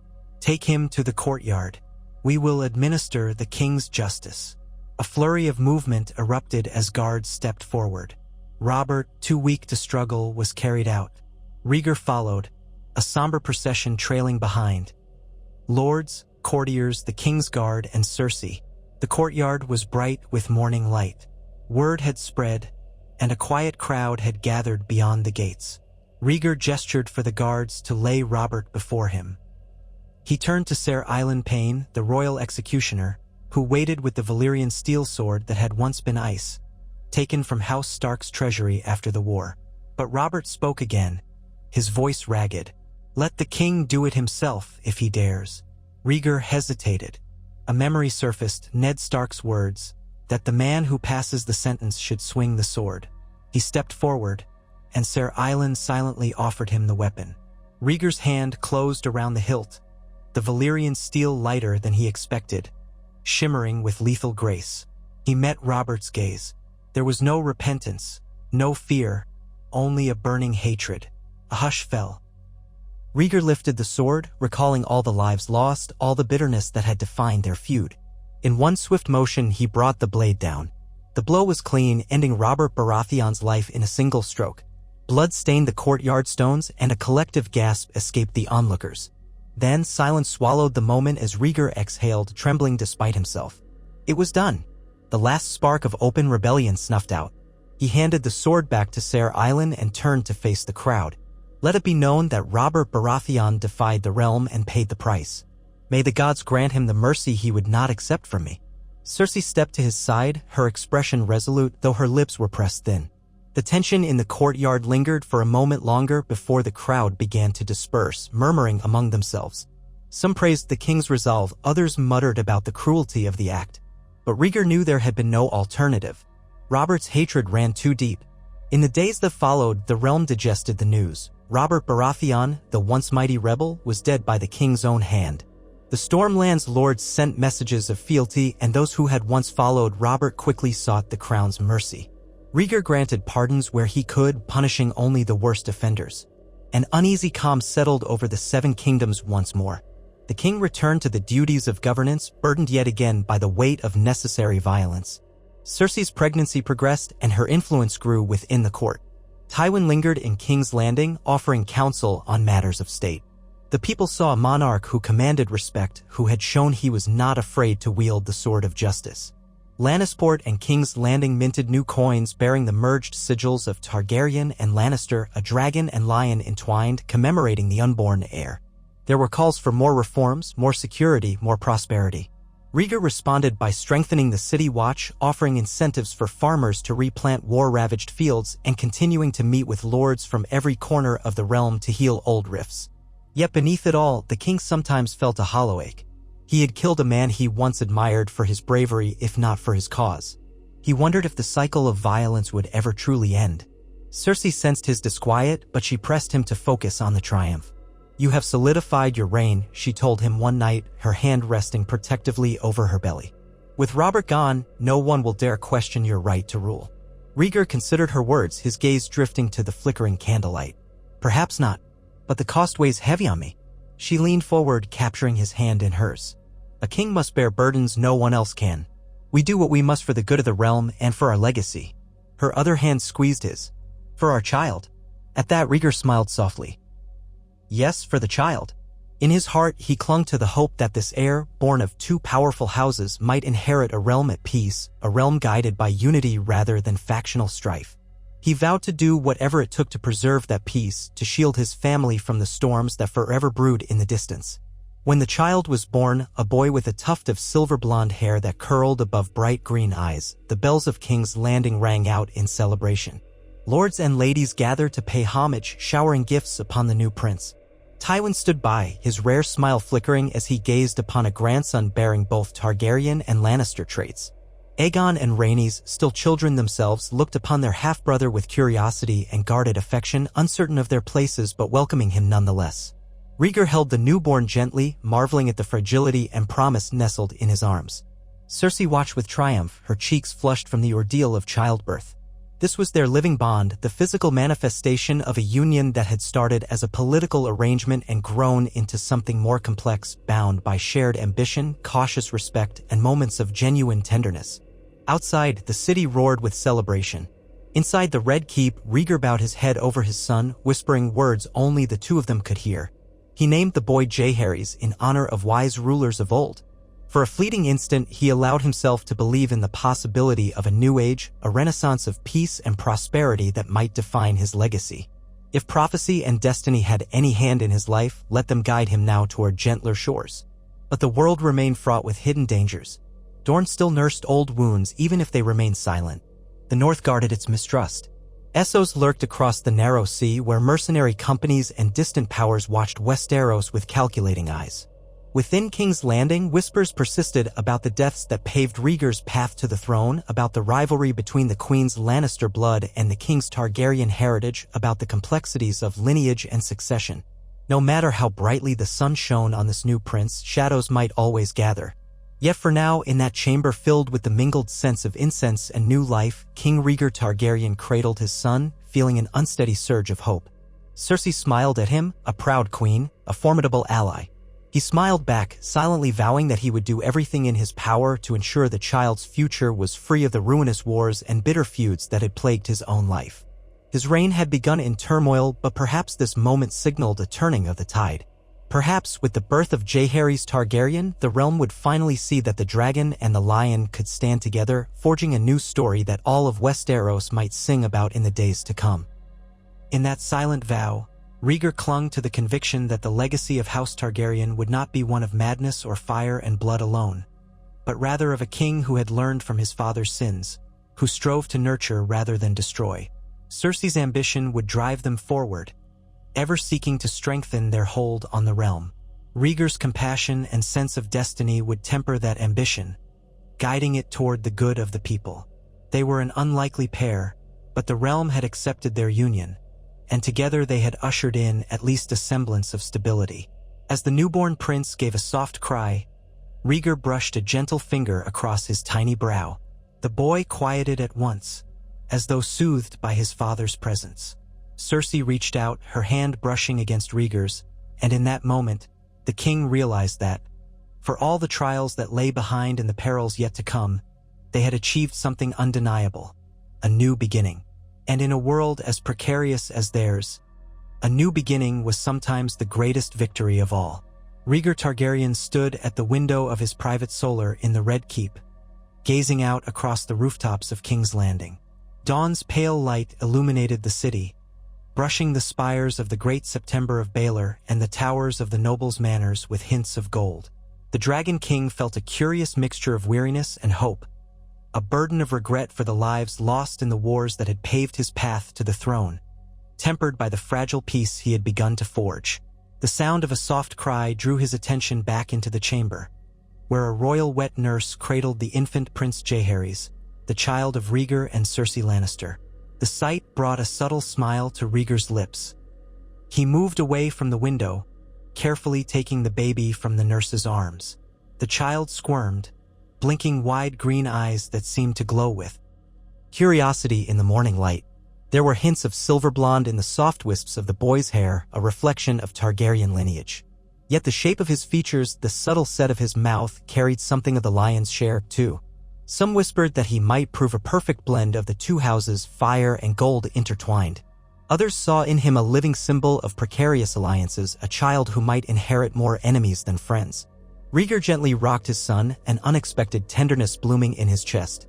In these private moments, he could almost forget the swirl of politics and intrigue that haunted him daily. He had other children, Aegon and Rhaenys, by his late wife, Elia Martell. Aegon was still a boy of about 6, serious and studious, while Rhaenys, almost 9, showed a spirited personality that hinted at her Dornish heritage. Both were adjusting, in their own way, to the presence of a new half-brother, one who carried Lannister blood. Rhaenys' curiosity often overcame her wariness, leading her to peek into the nursery whenever she could. Aegon, more reserved, watched with solemn eyes, as though unsure how to balance affection for this new sibling with loyalty to the memory of his mother. A gentle knock sounded at the door. Rhaegar handed Jaehaerys back to the nurse and bid the visitor enter. Pycelle appeared, stooped and white-bearded, his Grand Maester's chain clinking faintly with each movement. "Your Grace," Pycelle began, bowing in a display of respect that always struck Rhaegar as slightly theatrical. "Her Grace the Queen has requested your presence in the council chamber. A messenger from Dorne has arrived with urgent news, and I believe Lord Tywin is waiting as well." Rhaegar offered a quiet nod of thanks, dismissing the nurse with a gesture. He cast one last glance at his infant son, then followed Pycelle into the corridor. The Red Keep's halls were cool and somber at this hour. Light from the narrow windows picked out details in the tapestries, images of dragons in flight, swirling banners, the silhouettes of old kings enthroned. Once such halls had echoed with the footsteps of the Mad King Aerys, whose paranoia and cruelty had brought the Targaryen dynasty to the brink of annihilation. Now they resounded with a different sort of tension, the rustling cloak of a king determined to unite a broken realm. Cersei awaited him in the council chamber, already seated at the long table. She wore a gown of deep emerald velvet, the golden lion of her house embroidered at the sleeves. Despite having given birth only a short time ago, she seemed composed and strong, eyes bright with an energy that many mistook for mere vanity. Rhaegar had come to learn that beneath her flawless exterior lay a will of steel. Tywin Lannister sat at her side, inscrutable as ever, his pale green gaze scanning the chamber as if assessing everything in it for any sign of weakness. Nearby hovered Varys, the master of whisperers, hands folded into the voluminous sleeves of his robes, an enigmatic smile curving his plump lips. Standing opposite them, clad in desert-hued garments, was the Dornish envoy, a slender man with sharp features and a sun and spear pin at his collar. He looked up as Rhaegar entered, then bowed deeply. "Your Grace," the envoy said in a voice that contained the faint lilt of Dorne, "I bring a message from Prince Doran Martell. He extends his warmest congratulations on the birth of your new son, and he invites you to visit Sunspear in the coming year. There are matters of significance he wishes to discuss." Rhaegar advanced toward the table. "I've received Prince Doran's letters before. I appreciate the invitation, though I sense there is more to it than a simple courtesy." The envoy inclined his head. "Prince Doran believes it is time to put past tragedies to rest. He wishes to talk of an alliance, one that would honor the memory of the Princess Elia and safeguard the future of her children." The man's gaze flicked, almost imperceptibly, toward Tywin Lannister. Rhaegar did not miss that subtle glance. He had always understood that the Martells harbored a deep resentment toward House Lannister, for it was Lannister men who had ravaged King's Landing in the final days of Aerys' rule, culminating in the brutal murder of Elia Martell's kin. Though Elia herself had died sometime later under different circumstances, that savage act stained any hope for easy friendship between Dorne and the Lions of the West. Still, Doran Martell had remained quiet through the rebellion that placed Rhaegar firmly on the throne. Instead of launching open warfare, the Prince of Dorne had observed the realm's changes, sending only carefully worded letters. Rhaegar understood it as a slow, cautious path toward negotiation. Tywin sat motionless, his expression carved from stone. Cersei's green eyes were unreadable, but a slight tension in her jaw revealed her unease. Finally, she spoke in a measured tone. "I trust Prince Doran's invitation is meant in good faith, but the realm has endured enough unrest. Let Dorne understand that any hostility toward House Lannister is also hostility toward the crown." The envoy's face remained carefully diplomatic. "The prince holds no ill will toward the king or his royal consort. What he wishes is an opportunity for reconciliation. Should the king choose to visit, I assure you, Sunspear's hospitality will be extended in full." Rhaegar exchanged a glance with Cersei, then turned back to the envoy. "Convey to Prince Doran that I will consider the invitation. I must see to pressing matters in King's Landing first. In time, if conditions allow, I will journey south. Let us hope it leads to an understanding that benefits the entire realm." Relief flickered in the envoy's eyes. He bowed again, murmured a polite farewell, and departed under the watchful eyes of the Lannister guards. The door closed softly behind him, leaving the king, queen, and Tywin alone with Varys and Pycelle in that stifling silence. Tywin was the first to speak, in a low, measured voice.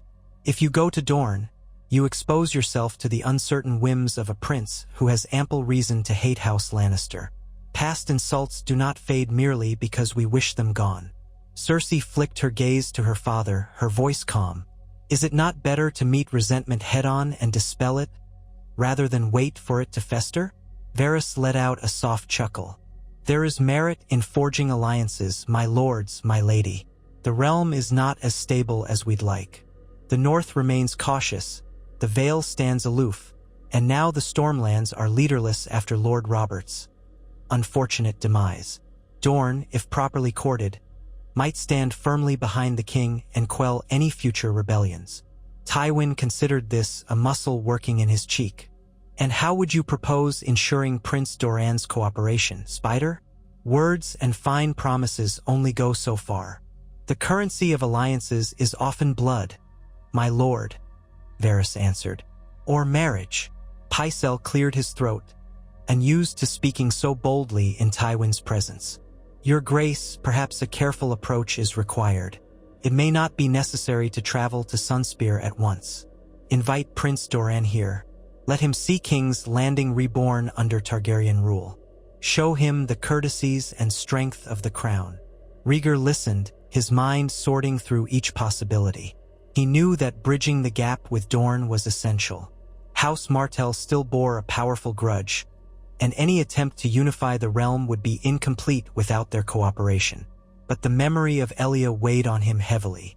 She had been a gentle soul, and her violent end, in truth, the entire tragedy that had befallen the Martell line, remained an open wound for Dorne. "I will decide soon," he said at last, glancing from one face to the next. "For now, let us see if Prince Doran will accept an invitation to the capital." Tywin inclined his head with grudging acknowledgement. "As you say, your grace." They moved on to the next matters of state: trade tariffs with Bravos, the rumored stirrings of restlessness in the Iron Islands, the ongoing repairs to towns devastated by the rebellion. While the conversation flowed, Rhaegar found his mind drifting to the broader tapestry of the Seven Kingdoms. Peace had settled, yes, but like a thin coat of paint stretched over rotting wood. The war had cracked open wounds in every region, and time alone could not fully mend them. The best he could do was try to hold each piece together, hoping his efforts would outlast the schemes of those who preferred chaos. When the meeting concluded, Cersei remained at the table, appearing to study some parchments. Tywin swept out, his crimson cloak trailing behind him, while Pycelle shuffled away and Varys departed with silent, cat-like steps. Rhaegar approached his queen, noting the thoughtful set of her features. "You disapprove of my caution," he said gently. She looked up. "I have seen what hesitation can cost." A hint of sharper emotion lurked in her eyes. Sometimes, the surest route to peace is to show your enemies that you will not hesitate. You killed Robert and it cemented the realm's respect for your throne. But if you linger too long with offers of courtesy or let the Dornish think you'll bend over backward for their forgiveness, they might grow bold. Rhaegar studied her. Cersei was, in many ways, the very opposite of Elia, whose kindness had been her signature trait. Where Elia had sought to soothe differences, Cersei preferred to dominate them. Yet each approach had its merits, and Rhaegar knew he could not reject one method outright in favor of the other. I understand the need to appear strong, he said. But strength must be tempered with wisdom. If we react with pure force at every turn, we may end up repeating my father's mistakes. His father's mistakes were legion. Aerys too had burned men alive, tortured innocents, and demanded blind obedience. Yet Rhaegar recalled other Targaryen kings who had turned to cruelty in times of crisis, only to plunge the realm further into darkness. He did not intend to join their ranks. Cersei's lips parted slightly as though she might argue, but something in his tone gave her pause. Instead, she inclined her head, offering a conciliatory smile. You are the king, she said softly, and I will stand by your decisions. He accepted that statement for what it was, a momentary truce in the ongoing negotiation of their marriage and rule. Gently, he placed a hand atop hers. The two of them were forging a path that might one day define an entire era. He hoped their union would bring more than just grudging acceptance from the realm. He wanted a genuine harmony of houses that had once tried to tear each other apart. Perhaps it was an impossible dream, but he felt compelled to chase it all the same. Over the following weeks, Rhaegar busied himself with the daily tasks of kingship. He oversaw the distribution of the crown's funds to rebuild roads and holdfasts in the Riverlands. He visited the City Watch barracks, where he spoke with officers about curbing crime in the shadowy streets of Flea Bottom. He even took time to meet with Haleen, the pyromancer, insisting that no new stores of wildfire be brewed without explicit royal permission, a lesson learned from his father's obsession with the substance. All the while, tidings of the realm trickled in. Lords from the Reach wrote with cautious optimism, praising the improvement in trade. The Vale maintained a distant politeness, its young lord Robert Arryn still a child under the watch of regents loyal to House Arryn's tradition of neutrality. Eddard Stark in the north responded to correspondence with the same measured courtesy, but rarely offered more than a few lines. He seemed to prefer silence to any heartfelt exchange. Rhaegar tried not to let that trouble him. He understood that the ghosts of Lyanna Stark and the bloodshed of the rebellion still lingered between them. When Prince Doran's reply arrived, it came in the form of a small retinue of Dornish knights and retainers bearing the Martell sigil upon their cloaks. The prince himself had not come, claiming ill health. But he sent his younger brother, Prince Oberin Martell, known throughout the realm as the Red Viper. Oberin was a man of striking looks and dangerous charm, with dark eyes and a wolfish smile that belied his deadly skill in combat. He arrived in King's Landing with a flourish, sweeping into the Red Keep's courtyard as if he owned it. Rhaegar greeted him at the top of the steps. By his side stood Cersei, resplendent in crimson silk, and Tywin, who studied the new arrivals with an impassive stare. Oberin, however, did not spare Tywin even a glance at first. He fixed his gaze on Rhaegar, bowed low, and said, Your Grace, I bring tidings from Prince Doran and, of course, my own poor courtesies. Rhaegar offered a polite smile. You are welcome here, Prince Oberin. I hope you find King's Landing much improved since the last time we all suffered under my father's rule. Oberin's answering grin was laced with challenge. That remains to be seen, but I am eager to judge for myself. Only then did his gaze slide to Cersei, flicking over her with a cool assessment. He bowed more shallowly. Your Grace. Cersei offered a frosty nod. Prince Oberin, I trust your journey was safe. As safe as one might hope, traveling with so much time to think on old wounds. Oberin's voice was smooth, but each word felt like a knife point testing for weakness. Tywin's jaw tightened almost imperceptibly. Rhaegar gestured to the Red Keep doors. Come inside. Let us speak in more comfortable surroundings. You must be tired. Oberin's black eyes sparkled with something that might have been amusement. How kind of you, Your Grace. Inside, Rhaegar arranged a feast in Oberin's honor, though he kept it modest. He had no desire to flaunt opulence when half the realm was still recovering from the ravages of war. The feast took place in the small hall, not the cavernous throne room, providing a more intimate setting. Musicians played soft strings, servants poured wines from Dorne and the Arbor, and courses of roast duck and spiced vegetables were brought forth. Oberin conversed amiably enough with Cersei and Rhaegar, but attention underlay his every remark as though he carried an unspoken demand for justice. Eventually, the Red Viper let the facade drop. Partway through the meal, he set down his goblet and leaned forward, addressing Rhaegar directly. My brother sends his respects and his longing for peace. Yet Dorne has not forgotten the fate of Elia and her children, her Martell children, I should clarify. A hush fell over the hall. Tywin's expression darkened. Cersei's eyes flashed, though she kept silent. Rhaegar drew a measured breath. He knew this moment would come. Nor have I forgotten, he said softly. Elia was my wife, and the children she bore me were dear to me. I grieve what happened to her kin during the sack of King's Landing. Those crimes were committed by men who served another purpose. He paused, aware that naming Tywin or his bannermen might fan the flames. I have done what I can to punish those responsible. Oberin arched a brow. Have you? Rhaegar Clegane remains one of the most feared knights in the realm. Does he not? Yet he carries no scarlet letter branding him a butcher. Men in your service wear the sigil of House Clegane as though it were an honor. Rhaegar felt Cersei stiffen beside him. Rhaegar Clegane had served House Lannister for years, a monstrous man said to have committed unspeakable deeds. Rhaegar had kept him at arm's length since ascending the throne, but punishing him outright would threaten the stability of the West. It was an ongoing problem he had yet to resolve. I know well the accusations against him, he said, and I am not blind to the agony his actions inflicted. If you have evidence beyond rumor, present it, and I will see justice done. But I will not condemn a man on hearsay alone. The realm has already seen too much slaughter in the name of revenge. Oberin's hands flattened against the table. Ah, but it is not hearsay. My brother has compiled enough accounts to fill a library. If your grace is truly serious about forging peace, perhaps we should meet behind closed doors so I might lay the evidence before you. Tywin spoke up before Rhaegar could respond. Prince Oberin, if you have a dispute, you may bring it before the crown in a formal hearing. Do not presume to lecture the king on what is or is not hearsay. Oberin's gaze narrowed at Tywin. Lord Tywin, always so devoted to justice. How comforting. Tension flared. Cersei touched Rhaegar's wrist under the table, as though urging him not to let things escalate.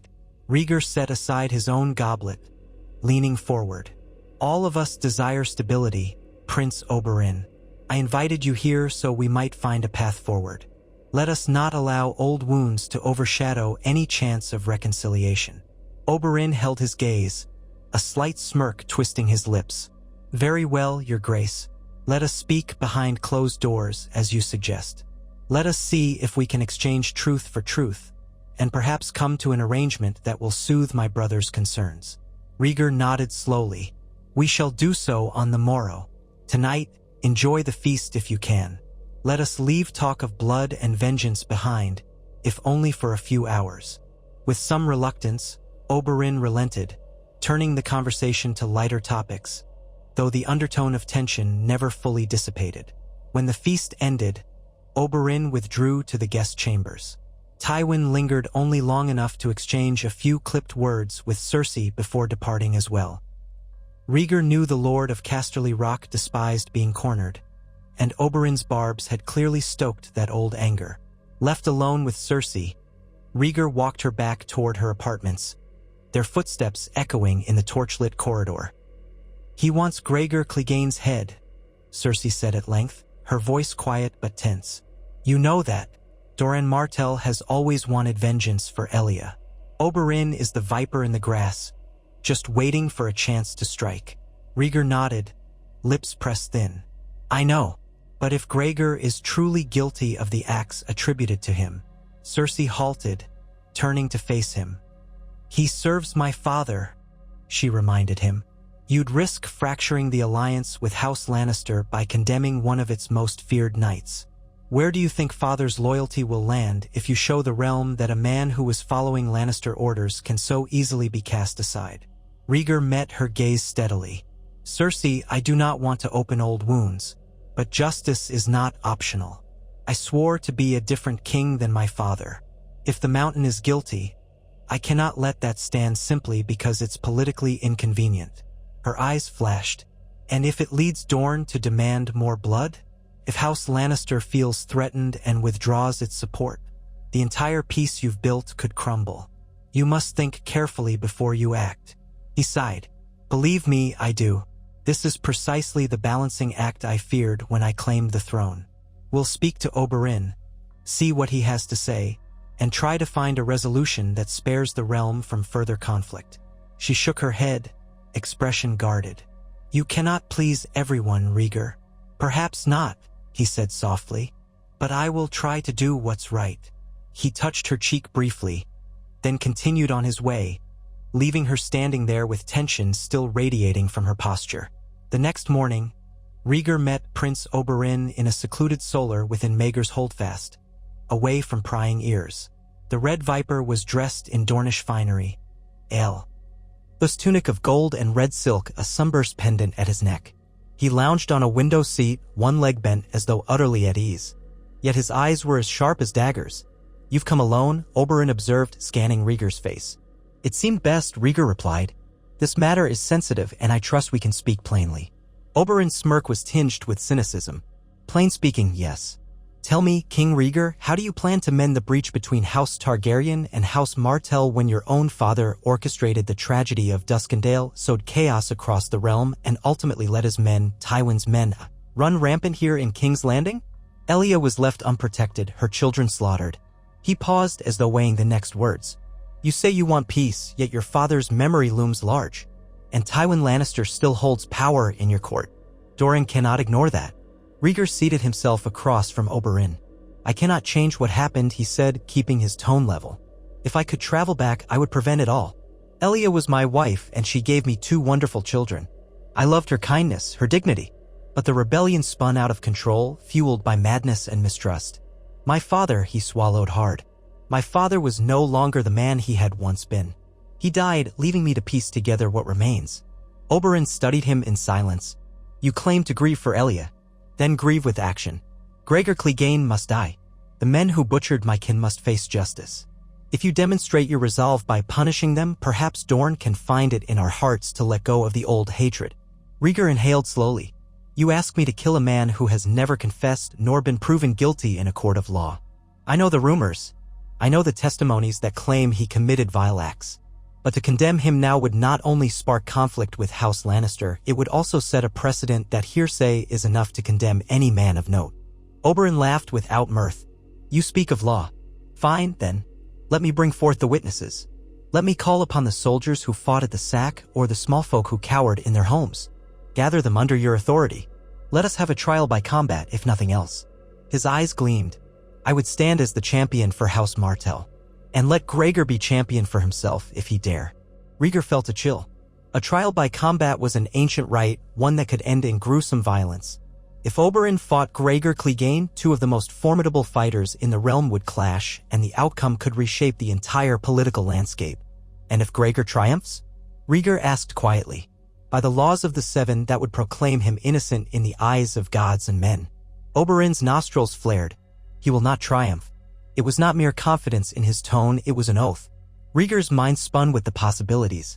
If Oberin won, Dorne would be appeased, but House Lannister might feel dishonored and humiliated. Tywin might never forgive such a blow. If Rhaegar won, Dorne's fury would only deepen, possibly igniting a new wave of rebellion. And that was if Rhaegar emerged alive. Such a trial might end in mutual destruction, leaving both houses reeling. The entire realm would watch, and the fragile peace might fracture again. Seeing the conflict in Rhaegar's face, Oberin leaned closer. "Is this not what you wanted? A chance to set right what was done. You speak of justice, this is justice." His voice softened, almost persuasive. "I do not ask you to hold a sword to Rhaegar's neck in the dead of night. I ask for a fair judgment, one the realm can witness. If you deny me this, then you deny Elia her due. And you deny Dorne the closure we have sought." Rhaegar steepled his fingers, closing his eyes for a moment. The decision loomed before him, fraught with risk. Yet he could not dismiss Oberin's request outright. Justice demanded some form of reckoning, and ignoring it might lead to quiet festering that could erupt in a far more devastating conflict later. "Give me time," he said at last. "I will consider the implications." Let us not rush toward more bloodshed if there is any other solution." Oberin regarded him, dark eyes unyielding. "My time in King's Landing will not be endless. Doran expects an answer soon. But I will wait, if only to see whether you have the spine to do what is needed." With that, he rose and strode from the solar, leaving Rhaegar alone to wrestle with the agonizing dilemma. After a long moment, Rhaegar got to his feet and exited as well, heading for the nearby garden to gather his thoughts. The garden was a small, walled enclosure, one that he kept for moments when he needed respite from the pressures of court. It was lush with greenery, a handful of fruit trees, and a tinkling fountain. Here, the city's noise seemed distant, as if it belonged to another world. He found Cersei seated on a stone bench near a flowering bush, apparently awaiting his return. She must have guessed where he would go after meeting Oberin. The queen wore a gown of pale green that set off her golden hair, but her expression was grim. "He wants the mountain's head," she said as soon as she saw him. Rhaegar nodded. "And he has demanded a trial by combat if I agree to pursue charges." She exhaled sharply. "Gods, my father will never accept Rhaegar being hauled to trial like a common criminal, let alone forced into a trial by combat. He'll see it as an insult to Lannister honor." "I know," Rhaegar said quietly.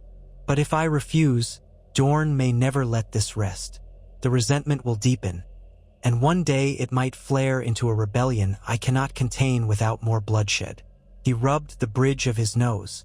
"Cersei, I do not want more war." Yet ignoring Oberin's demands for a hearing would be an invitation for him to exact vengeance by other means. She studied him, biting her lip. "If you must hold a trial, can you orchestrate it in such a way that Rhaegar is exonerated, spared by the law, yet we offer Dorne some compensation? Blood money or something else to quell Oberin's anger?" Rhaegar's jaw tightened. "That would be the sort of mockery of justice my father would have favored, bending the law to serve the crown's convenience. I won't do it. Either we prove Rhaegar's innocence fairly, or we let the dice fall where they may." Her eyes blazed, but she did not immediately retort. Instead, she stood and moved closer, placing a hand on his chest. "Listen to me, Rhaegar. You may be king, but you cannot ignore the balance of power. If Oberin kills Rhaegar, it will be seen as a condemnation of my father and his bannermen, implying their direct culpability in Elaya's death. House Lannister will not tolerate that lightly." He lowered his gaze, feeling the swirl of conflicting loyalties. "And if Rhaegar kills Oberin, then the Martells might claim the trial was rigged or clamor for further revenge," she finished for him. "Yes, either outcome may tear the realm apart." She softened slightly, her voice turning almost pleading. "Is there no other way? A private settlement with Prince Doran? An arrangement that doesn't rehash all these accusations in front of the entire realm?" Rhaegar gazed across the garden, the gentle sway of branches in the breeze doing little to calm his troubled mind. "I will propose negotiations to Oberin, though I doubt he'll accept anything less than the mountain's blood. Perhaps Prince Doran is more open to compromise. If that fails, I may have to convene a royal court and let the matter unfold as the law requires." She said nothing for a moment, then quietly squeezed his arm. "You know I will stand by you, no matter what befalls. But I must warn you, my father will be your enemy if he thinks you intend to humiliate him or damage House Lannister's standing. I'm not certain that alliance could be mended if he truly believes you're blaming him for Elaya's fate." Rhaegar nodded, heart heavy. He remembered the day he executed Robert Baratheon. A single swing of the sword had removed one threat but threatened to breed more hatred. Perhaps the same would be true again if he indulged the Martell's quest for justice. And yet, if he did nothing, the warlike spirit of House Martell could ignite an even deadlier conflict. Before he could speak again, they heard laughter, a child's laughter, echoing from beyond the garden gate. Rhaenys appeared, a bright smile lighting her face. Behind her trotted Aegon, and between them they guided a tiny boy, Jaehaerys, tottering on newly sturdy legs with the help of a nurse who followed close behind. Rhaenys spotted her father and squealed, running forward. "Father, look at Jaehaerys, he's walking." Aegon hung back, more reserved, but his dark eyes shone with cautious pride. The sight of the children momentarily blew away the tension in the air. Rhaegar bent down, arms outstretched, as Rhaenys helped her half-brother wobble toward him. Jaehaerys stumbled, laughing, then tumbled right into Rhaegar's arms. He picked the boy up, feeling the child's soft hair against his cheek.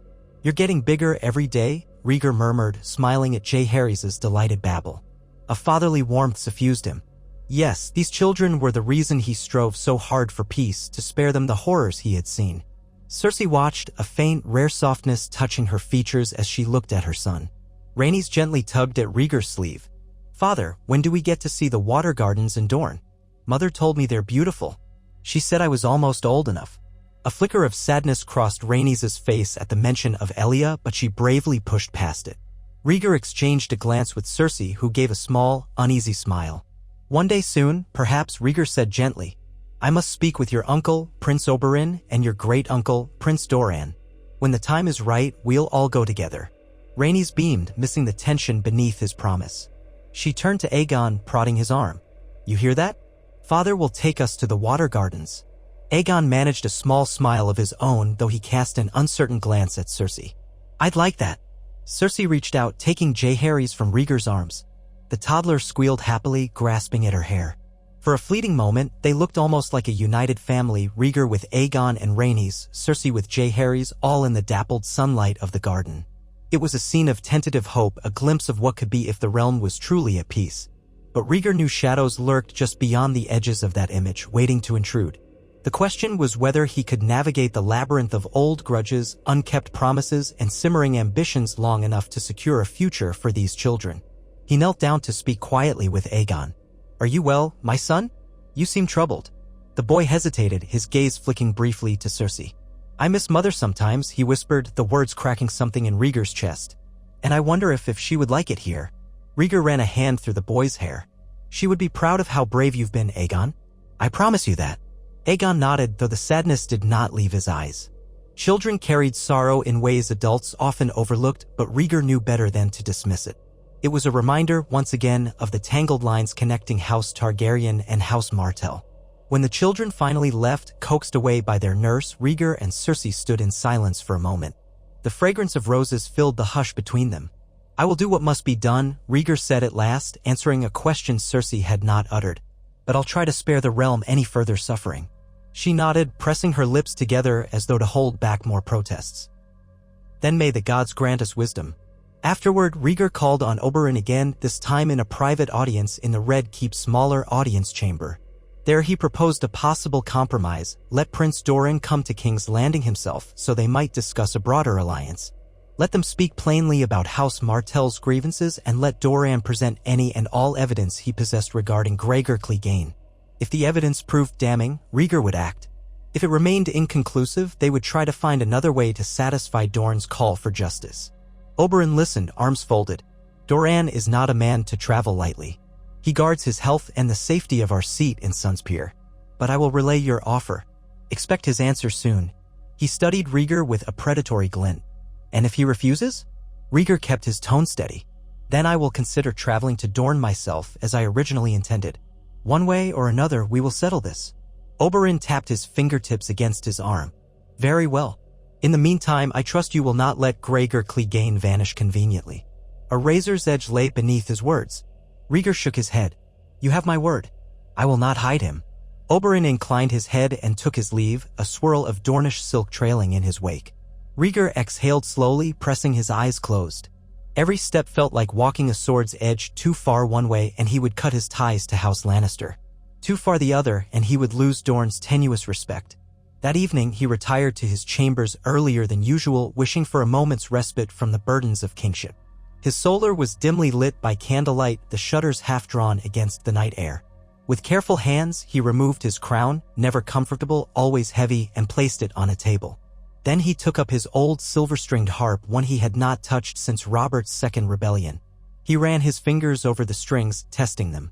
The sound was plaintive, a soft echo that reminded him of simpler times when he was a prince with a dream, not a king weighed down by the realm's expectations. He began to play, fingers plucking a gentle melody he once played for Elia, for Rhaenys when she was but a babe, and for Aegon as an infant. A lullaby that evoked the hush of Dorne's desert nights, the warmth of that land's breezes. For a while, he lost himself in the music, letting each note carry away a fragment of his worry. Cersei slipped in quietly, drawn by the sound. She said nothing at first, just listened with half-lidded eyes. When he finished, she approached, a pensive look on her face. "That song, it's beautiful, but sad." He set the harp aside. "It was taught to me by a singer in Dorne long ago. A lullaby about lost kings and unfulfilled prophecies." Cersei brushed a hand through her golden hair, a thoughtful expression crossing her features. You believe in prophecies, don't you? You once mentioned a dream about the prince that was promised. Rhaegar's heart clenched at the memory. He had long been guided by ancient texts and the notion that a savior would be born to defend the realm from a great darkness. He had once believed it might be him, then perhaps one of his children. Belief is a curious thing, he replied softly.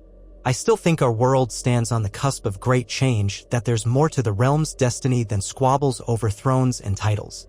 But I no longer know how to name it. She studied him, curiosity and skepticism mingling in her eyes. Sometimes I wonder if you look too far into the future. We have problems enough in the present. He managed a weary smile. True. Yet if we ignore what lies ahead, we might doom our children to suffer. A balance must be struck. The realm is not just ours to rule, it belongs to those who come after. She lowered her gaze, absorbing his words. A silence passed between them, broken only by the distant cry of a gull from the bay. Then, almost hesitantly, Cersei reached out and placed her hand on his. It's late. You should rest. He squeezed her hand gently. Yes. Let us hope that come morning a clearer path shows itself. In the weeks that followed, the tension between House Martell and House Lannister loomed like a gathering storm. Letters arrived from Sunspear, and Oberin spent time with them behind closed doors, conferring with his brother through coded messages. Tywin, for his part, demanded assurances from Rhaegar that no harm would come to Rhaegar Clegane without due process. Meanwhile, Cersei did her best to maintain a facade of unity, arranging small celebrations in the capital, ensuring that the courtly entertainments continued as if no trouble brewed beneath the surface. Amid this, Rhaegar received word from Eddard Stark, the North ever watchful, expressed concern over rumored wildling raids near the Wall. The Night's Watch, significantly reduced in number, struggled to contain every threat. Rhaegar wrote back, promising more resources for the Watch. Even as he penned the words, he felt a stir of something deeper, a sense that the troubles in the North might one day overshadow the political games of the South. He had read the old tales of the long night, of white shadows in the snow, and he could not dismiss them as mere children's stories. Yet for the moment, the realm's immediate challenges drowned out such distant concerns. At last, a final letter came from Prince Doran. He agreed to travel to King's Landing, albeit slowly and with a large entourage for his safety. Until he arrived, Oberin would remain as his representative, continuing to press for the Mountains trial.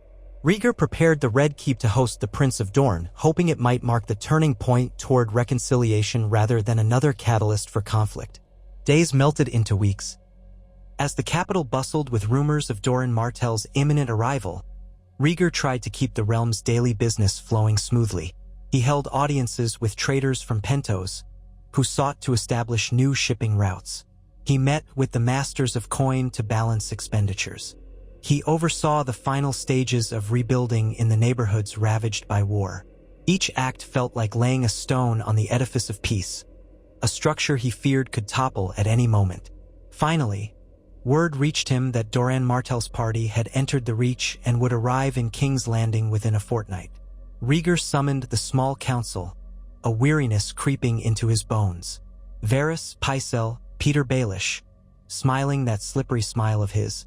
Cersei, Tywin, and Oberyn all attended. Ser Barristan stood guard nearby, face carved from marble. Rhaegar surveyed them. Prince Doran comes to seek resolution for what happened to Elia and to discuss Dorne's place in the wider realm. I ask each of you to set aside personal enmities. If we fail here, we risk another war. Tywin's expression was unreadable. We serve the crown, your grace, but do not expect me to let House Lannister be accused without challenge.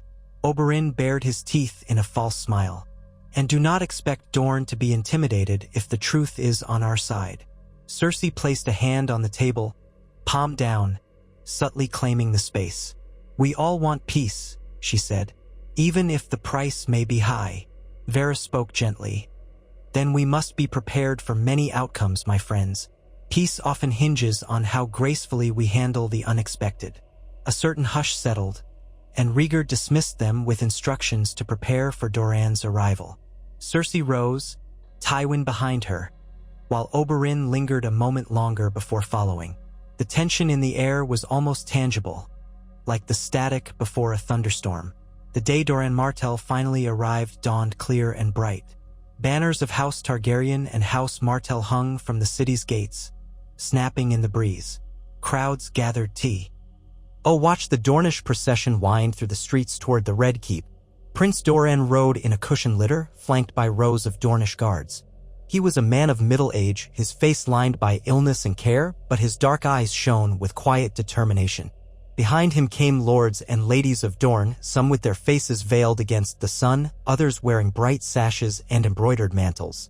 Rhaegar, dressed in regal black and red, stood at the keep's entrance with Cersei at his side and the king's guard arrayed behind them. Tywin loomed nearby, while Oberin joined the Dornish retinue upon arrival. A hush fell as Doran's litter halted and he was helped out by 2 attendants. He used a staff to steady himself, a slight tremor in his hands. "Your Grace," he said, bowing as deeply as he could manage. "I bring greetings from House Martell." Rhaegar inclined his head. "Prince Doran, you honor us with your presence. I hope your journey was comfortable." Doran straightened, offering a faint smile. "It was long, yet I endured with the thought of new beginnings." At his side, Oberin's expression was more guarded. Rhaegar gestured for them to enter, and the Dornish delegation followed, their steps echoing in the massive entrance hall. Servants bustled, offering refreshments and guiding the guests to prepared chambers. Doran politely deferred any major discussions until he had a chance to rest, and Rhaegar agreed, knowing the prince's health was fragile. Still, the unspoken tension was palpable. Everyone knew why the Prince of Dorne had come. By evening, a small welcome feast was held in the Great Hall, not as grand as a coronation, but still impressive. Doran sat near Rhaegar and Cersei at the high table, exchanging pleasantries about the city's changes and praising the fresh trade alliances that helped bring goods to Dorne. Oberin circled like a watchful hawk, rarely straying far from his brother's side. Lords from the Crownlands and a handful of Westerland's notables mingled, though the crowd was carefully curated. Rhaegar had chosen not to make this a massive spectacle, better to keep it intimate, so tensions did not boil over in front of thousands. At one point, Doran turned to Rhaegar, his voice low beneath the din of conversation. "Your Grace, I thank you for extending this invitation. My brother has no doubt pressed our case strongly." Rhaegar nodded, sipping from a goblet of wine. "He has. I am willing to hear your grievances. I only ask that we proceed with care." Doran inclined his head, eyes flicking toward Tywin, who sat some distance away. "Care is wise. The Martells do not forget, but we also do not crave endless war. If justice can be done and the rightful demands of House Martell are met, you may find no ally more loyal than Dorne." Rhaegar appreciated the calm in Doran's tone.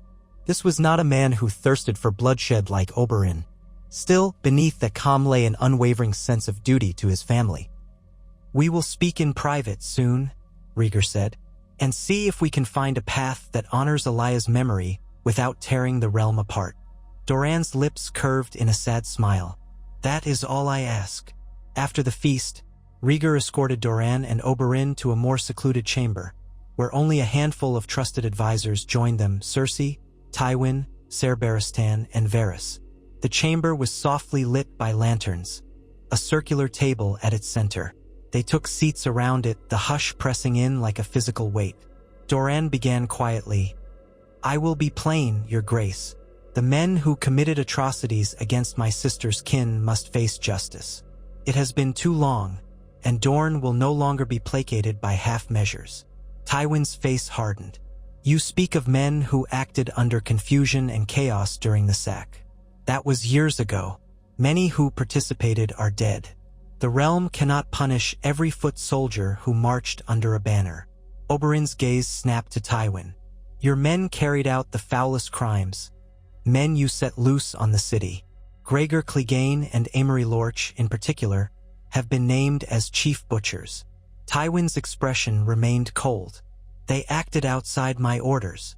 "Did they?" Oberin snarled. Rhaegar raised a hand to forestall argument. "Prince Doran, you have evidence, I assume?" Doran nodded, motioning to a retainer who presented a sheaf of parchment. "Sworn testimonies from survivors, as well as men who once served under Rhaegar Clegane. There is enough to warrant an investigation. If the crown stands for justice, let it be done." Tywin's jaw tightened. "Hearsay and the words of traitors can be compiled into many forms, Prince Doran." Rhaegar took a slow breath. "We will review the testimonies. If they hold water, I will summon Rhaegar Clegane to face the accusations. He will be offered a chance to respond, no more, no less. Beyond that, if a trial by combat is demanded, we will see how the law applies." He felt Cersei tense beside him but pressed on. "Let all see that we strive for fairness." Oberin opened his mouth, likely to demand the trial by combat immediately, but Doran pressed a hand to his brother's arm. "We ask only that you not let politics shield Clegane from the law's scrutiny." Tywin's gaze was flinty. "House Lannister does not shield murderers. But we will not abide a kangaroo court rigged by personal vendetta." Doran's eyes flickered with contained fury at the words personal vendetta. But he held his composure. "Then we are in agreement. The crown will judge him, not Dorne. Let us see how impartial the crown can truly be." Rhaegar signaled for Ser Barristan to collect the parchments. "Very well. We will proceed. In the meantime, let there be peace between our houses. I do not want a single drop of blood spilt in vengeance while we consider the evidence." Doran inclined his head, though he made no promises beyond that. For the next few days, Rhaegar and his advisors pored over the testimonies, listening to the accounts of men who claimed to have witnessed Rhaegar's acts. Some details were conflicting, but many aligned. There was ample reason to believe the Mountain had committed atrocities during the sack and not merely in the chaos of battle. Cersei read some of the depositions with a stony face, aware of the political bomb they posed for her father and for their alliance. Tywin maintained that the testimonies were coerced or embellished. Varys commented only that people often speak freely when they think it might save them. After careful consideration, Rhaegar decided that summoning Rhaegar Clegane to court was unavoidable. The man was currently stationed at Harrenhal, a massive fortress along the God's Eye. Rhaegar dispatched Ser Jonathan Darry with a royal decree commanding Rhaegar to appear in King's Landing within a month's time to answer the charges. Tywin was not pleased, but he agreed to comply. Even he could not openly defy a royal summons without endangering his position at court. Oberin watched these developments with a simmering hunger for justice. Doran, more patient, seemed content to let the wheels turn, though Rhaegar suspected he would not wait forever. A sense of mounting urgency weighed on every passing day. Courtiers whispered about the possibility of a trial by combat or worse, a direct confrontation if Rhaegar refused to appear. The city's mood grew anxious, as though anticipating a spectacle that might reshape the realm's power balance yet again. Amid this looming crisis, Rhaegar tried to show Doran the improvements he had implemented in King's Landing, the Reformed Watch, the charity for war widows, the efforts to feed and house displaced peasants. He hoped to demonstrate that this was no longer Aerys' realm. Doran offered polite words, though Rhaegar could sense that the prince's mind was fixed on the question of justice. One afternoon, while Rhaegar walked the palace corridors with Doran, they paused by a balcony overlooking the city. The sprawl of houses and winding streets stretched below, the ribbons of the Blackwater rush glinting in the sun. Rhaegar leaned on the balustrade. "All I want," he said softly, "is a realm at peace, united in purpose." Doran stood beside him, leaning on his staff. "That is a noble wish, but peace is not possible without trust. And trust cannot exist while crimes remain unpunished." Rhaegar nodded, gazing at a flock of pigeons taking flight. "You're right. I have tried to move slowly, mindful of alliances. Perhaps in doing so, I have prolonged the realm's wounds." Doran glanced at him. "Elia believed in you. She once told me that you had a gentle heart, that you wanted to save the realm from the madness that plagued your father. But hearts can be tested by the demands of power. I wonder, are you still the man she believed in?" An ache bloomed in Rhaegar's chest. "I hope so. Though each day it grows harder to know what she would have wanted. She would have wanted her children safe. She would have wanted no more violence," Doran murmured, eyes shadowed with sorrow. "But she was wronged beyond measure. If House Targaryen truly regrets what happened, I ask you not to waver." Rhaegar closed his eyes briefly, feeling the weight of the vow he was about to give. "I will not waver. Justice will be done." When word finally came that Rhaegar Clegane was on the road to King's Landing, a hush of dread settled on the Red Keep. Doran's patience seemed to reach its limit, and Oberin sharpened his knives figuratively and literally. Tywin stationed extra guards around the keep, ensuring that if tensions erupted, House Lannister would not be caught unprepared. Cersei's smile became brittle in court, though she maintained a regal posture. Rhaegar knew she worried about what might happen if Rhaegar was found undeniably guilty. At last, the day arrived. Rhaegar Clegane thundered into the city with a small retinue of hardened men, all bearing the Black Dog's head of House Clegane. The small folk parted before them, some cursing under their breath, others gawking at the monstrous knight rumored to stand nearly 8 feet tall. When he entered the throne room for his audience, clad in dark plate, Rhaegar could sense the collective intake of breath from every corner. Rhaegar was a towering presence, his features obscured by the gloom of his helm. He removed it only when commanded, revealing a scarred face with dead, expressionless eyes. Rhaegar sat upon the Iron Throne, flanked by Cersei and Tywin. Dorne and Oberin stood off to the side, along with a handful of lords from various houses. Varys and Pycelle observed solemnly. Ser Barristan loomed at Rhaegar's shoulder, hand resting on the hilt of his sword as a silent reminder of the king's protection. Rhaegar knelt, or rather made a show of bending a knee. His deep, rough voice echoed in the vaulted hall. "Your grace summons me, and I answer." Rhaegar regarded him calmly, forcing his voice to ring out with authority. "Ser Rhaegar Clegane, you stand accused of committing grave crimes during the sack of King's Landing, including the murder of innocents and atrocities against House Martell's kin. Evidence has been presented to this court. Do you deny these charges?" Rhaegar's gaze flicked to Oberyn with contempt before returning to the king. "I deny them. War is war, and the city was in chaos. I followed the orders of my liege lord and did nothing outside the laws of war." Tywin's face remained impassive, though tension radiated from him. Oberyn's hands clenched at his sides. Doran's lips thinned. Rhaegar spoke again. "Then you claim innocence. House Martell has demanded a trial. The crown, in its duty, finds the evidence credible enough to warrant such. Will you submit to a trial by judge, or do you invoke the right of trial by combat?" Rhaegar sneered. "I will stand by my sword, your grace." Oberyn stepped forward, voice ringing. "I will stand for House Martell. My blade will prove your guilt." A murmur rippled through the gathered lords. Tywin's knuckles whitened. Rhaegar's gaze moved between them. "Then we have a trial by combat. Let the gods decide." The tension was electric. The date was set for 3 days hence in the Red Keep's courtyard. Rhaegar was allowed to remain under guard within the keep while Oberyn prepared for the coming duel. Word spread through the city like wildfire, and many flocked to witness the spectacle. It was as though the entire realm held its breath, anticipating the clash between two of the deadliest warriors alive. Cersei confronted Rhaegar in private that evening, eyes blazing. "This is madness. You've given Oberyn exactly what he wants, a chance to kill the mountain in front of the entire realm, dragging House Lannister's name through the mud." Rhaegar's voice was gentle but firm. "I have done what the law demands." Rhaegar invoked trial by combat. "If he is innocent, the gods will grant him victory." She threw her hands up in frustration. "You know as well as I do that Oberyn is no ordinary opponent. He's fought countless duels. He's cunning, quick, and uses poisons. Rhaegar is strong, but if he's undone in front of thousands, your alliance with House Lannister could shatter." He sighed. "Cersei, I cannot rig the trial. This is the path both men chose. Do you suggest I defy the gods and the laws of our ancestors just to protect your father's knight?" She looked at him, anguish in her green eyes. "I suggest we find a way to protect the realm." Rhaegar reached out, cupping her cheek. "Perhaps this is the only path that can truly free us from the past. If Rhaegar is guilty, better we face it than let the resentment fester." Tears shimmered, but she blinked them away, drawing back. "Then the gods help us all."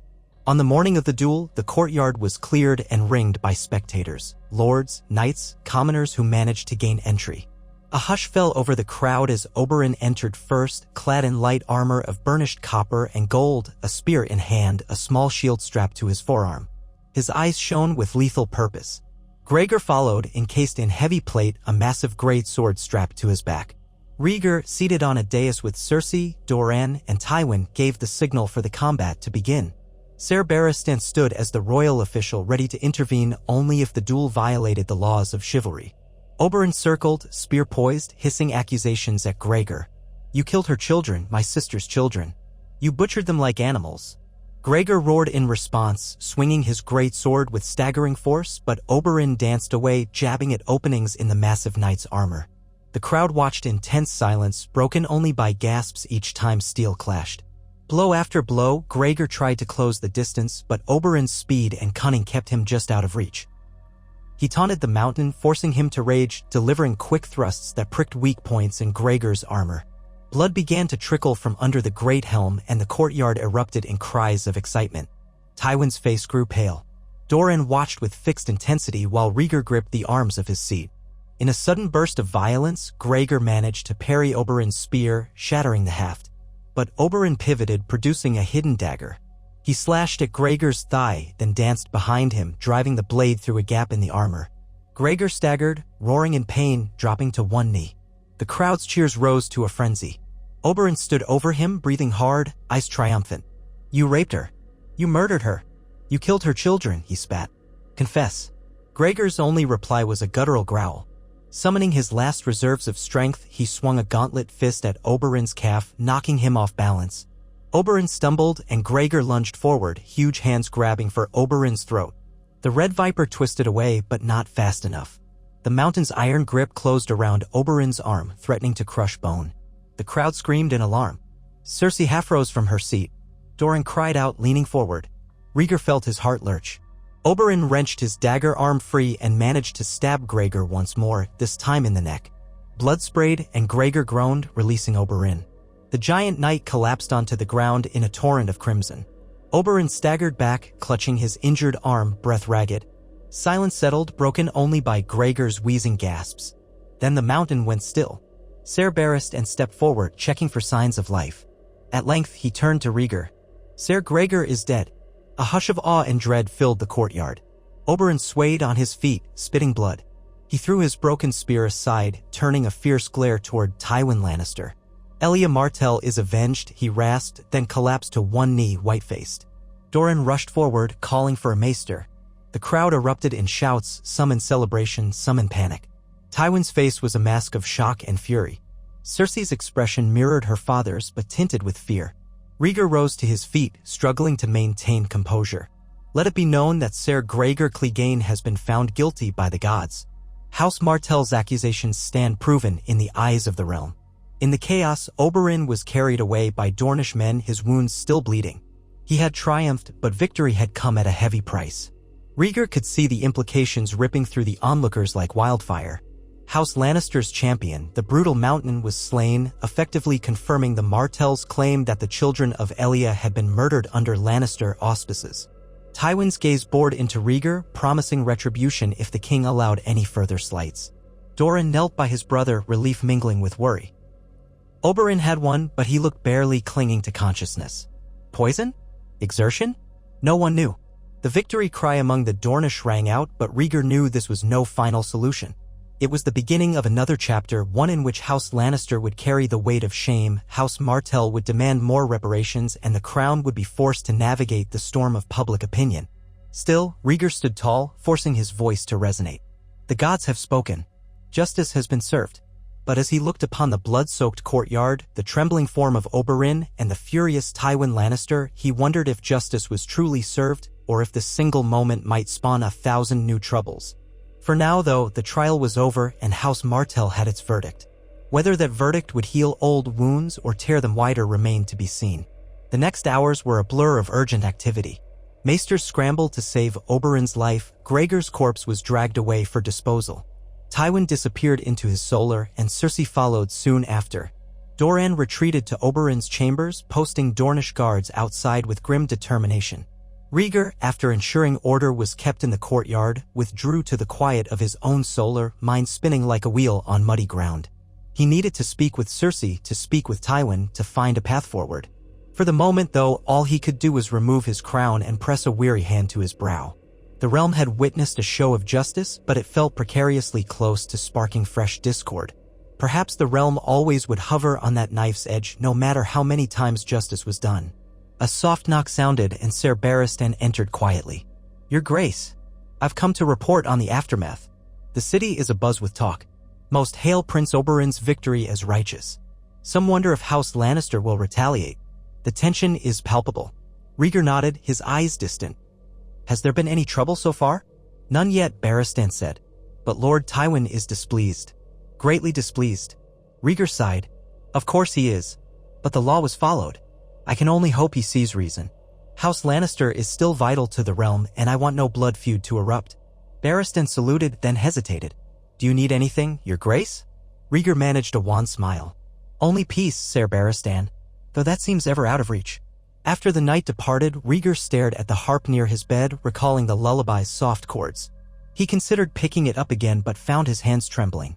Outside his window, King's Landing stretched before him, a city teeming with life, shaped by the decisions he had made. He had weathered rebellions, uneasy alliances, and 1,000 subtle machinations. Yet every time he took a step toward justice, it felt like the ground beneath him shifted again, revealing new dangers. He closed his eyes, remembering how it had felt to hold baby Jaehaerys, to see Rhaenys and Aegon laugh in the garden. He recalled the vow he had made to protect them, to give them a future free from the shadows of the past. This trial might well be a crucial part of that vow.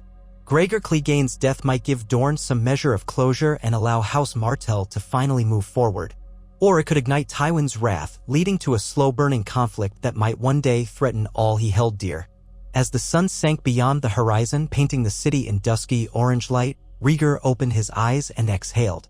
For better or worse, the day's events were done. The realm would not stand still, new challenges would arrive with the dawn.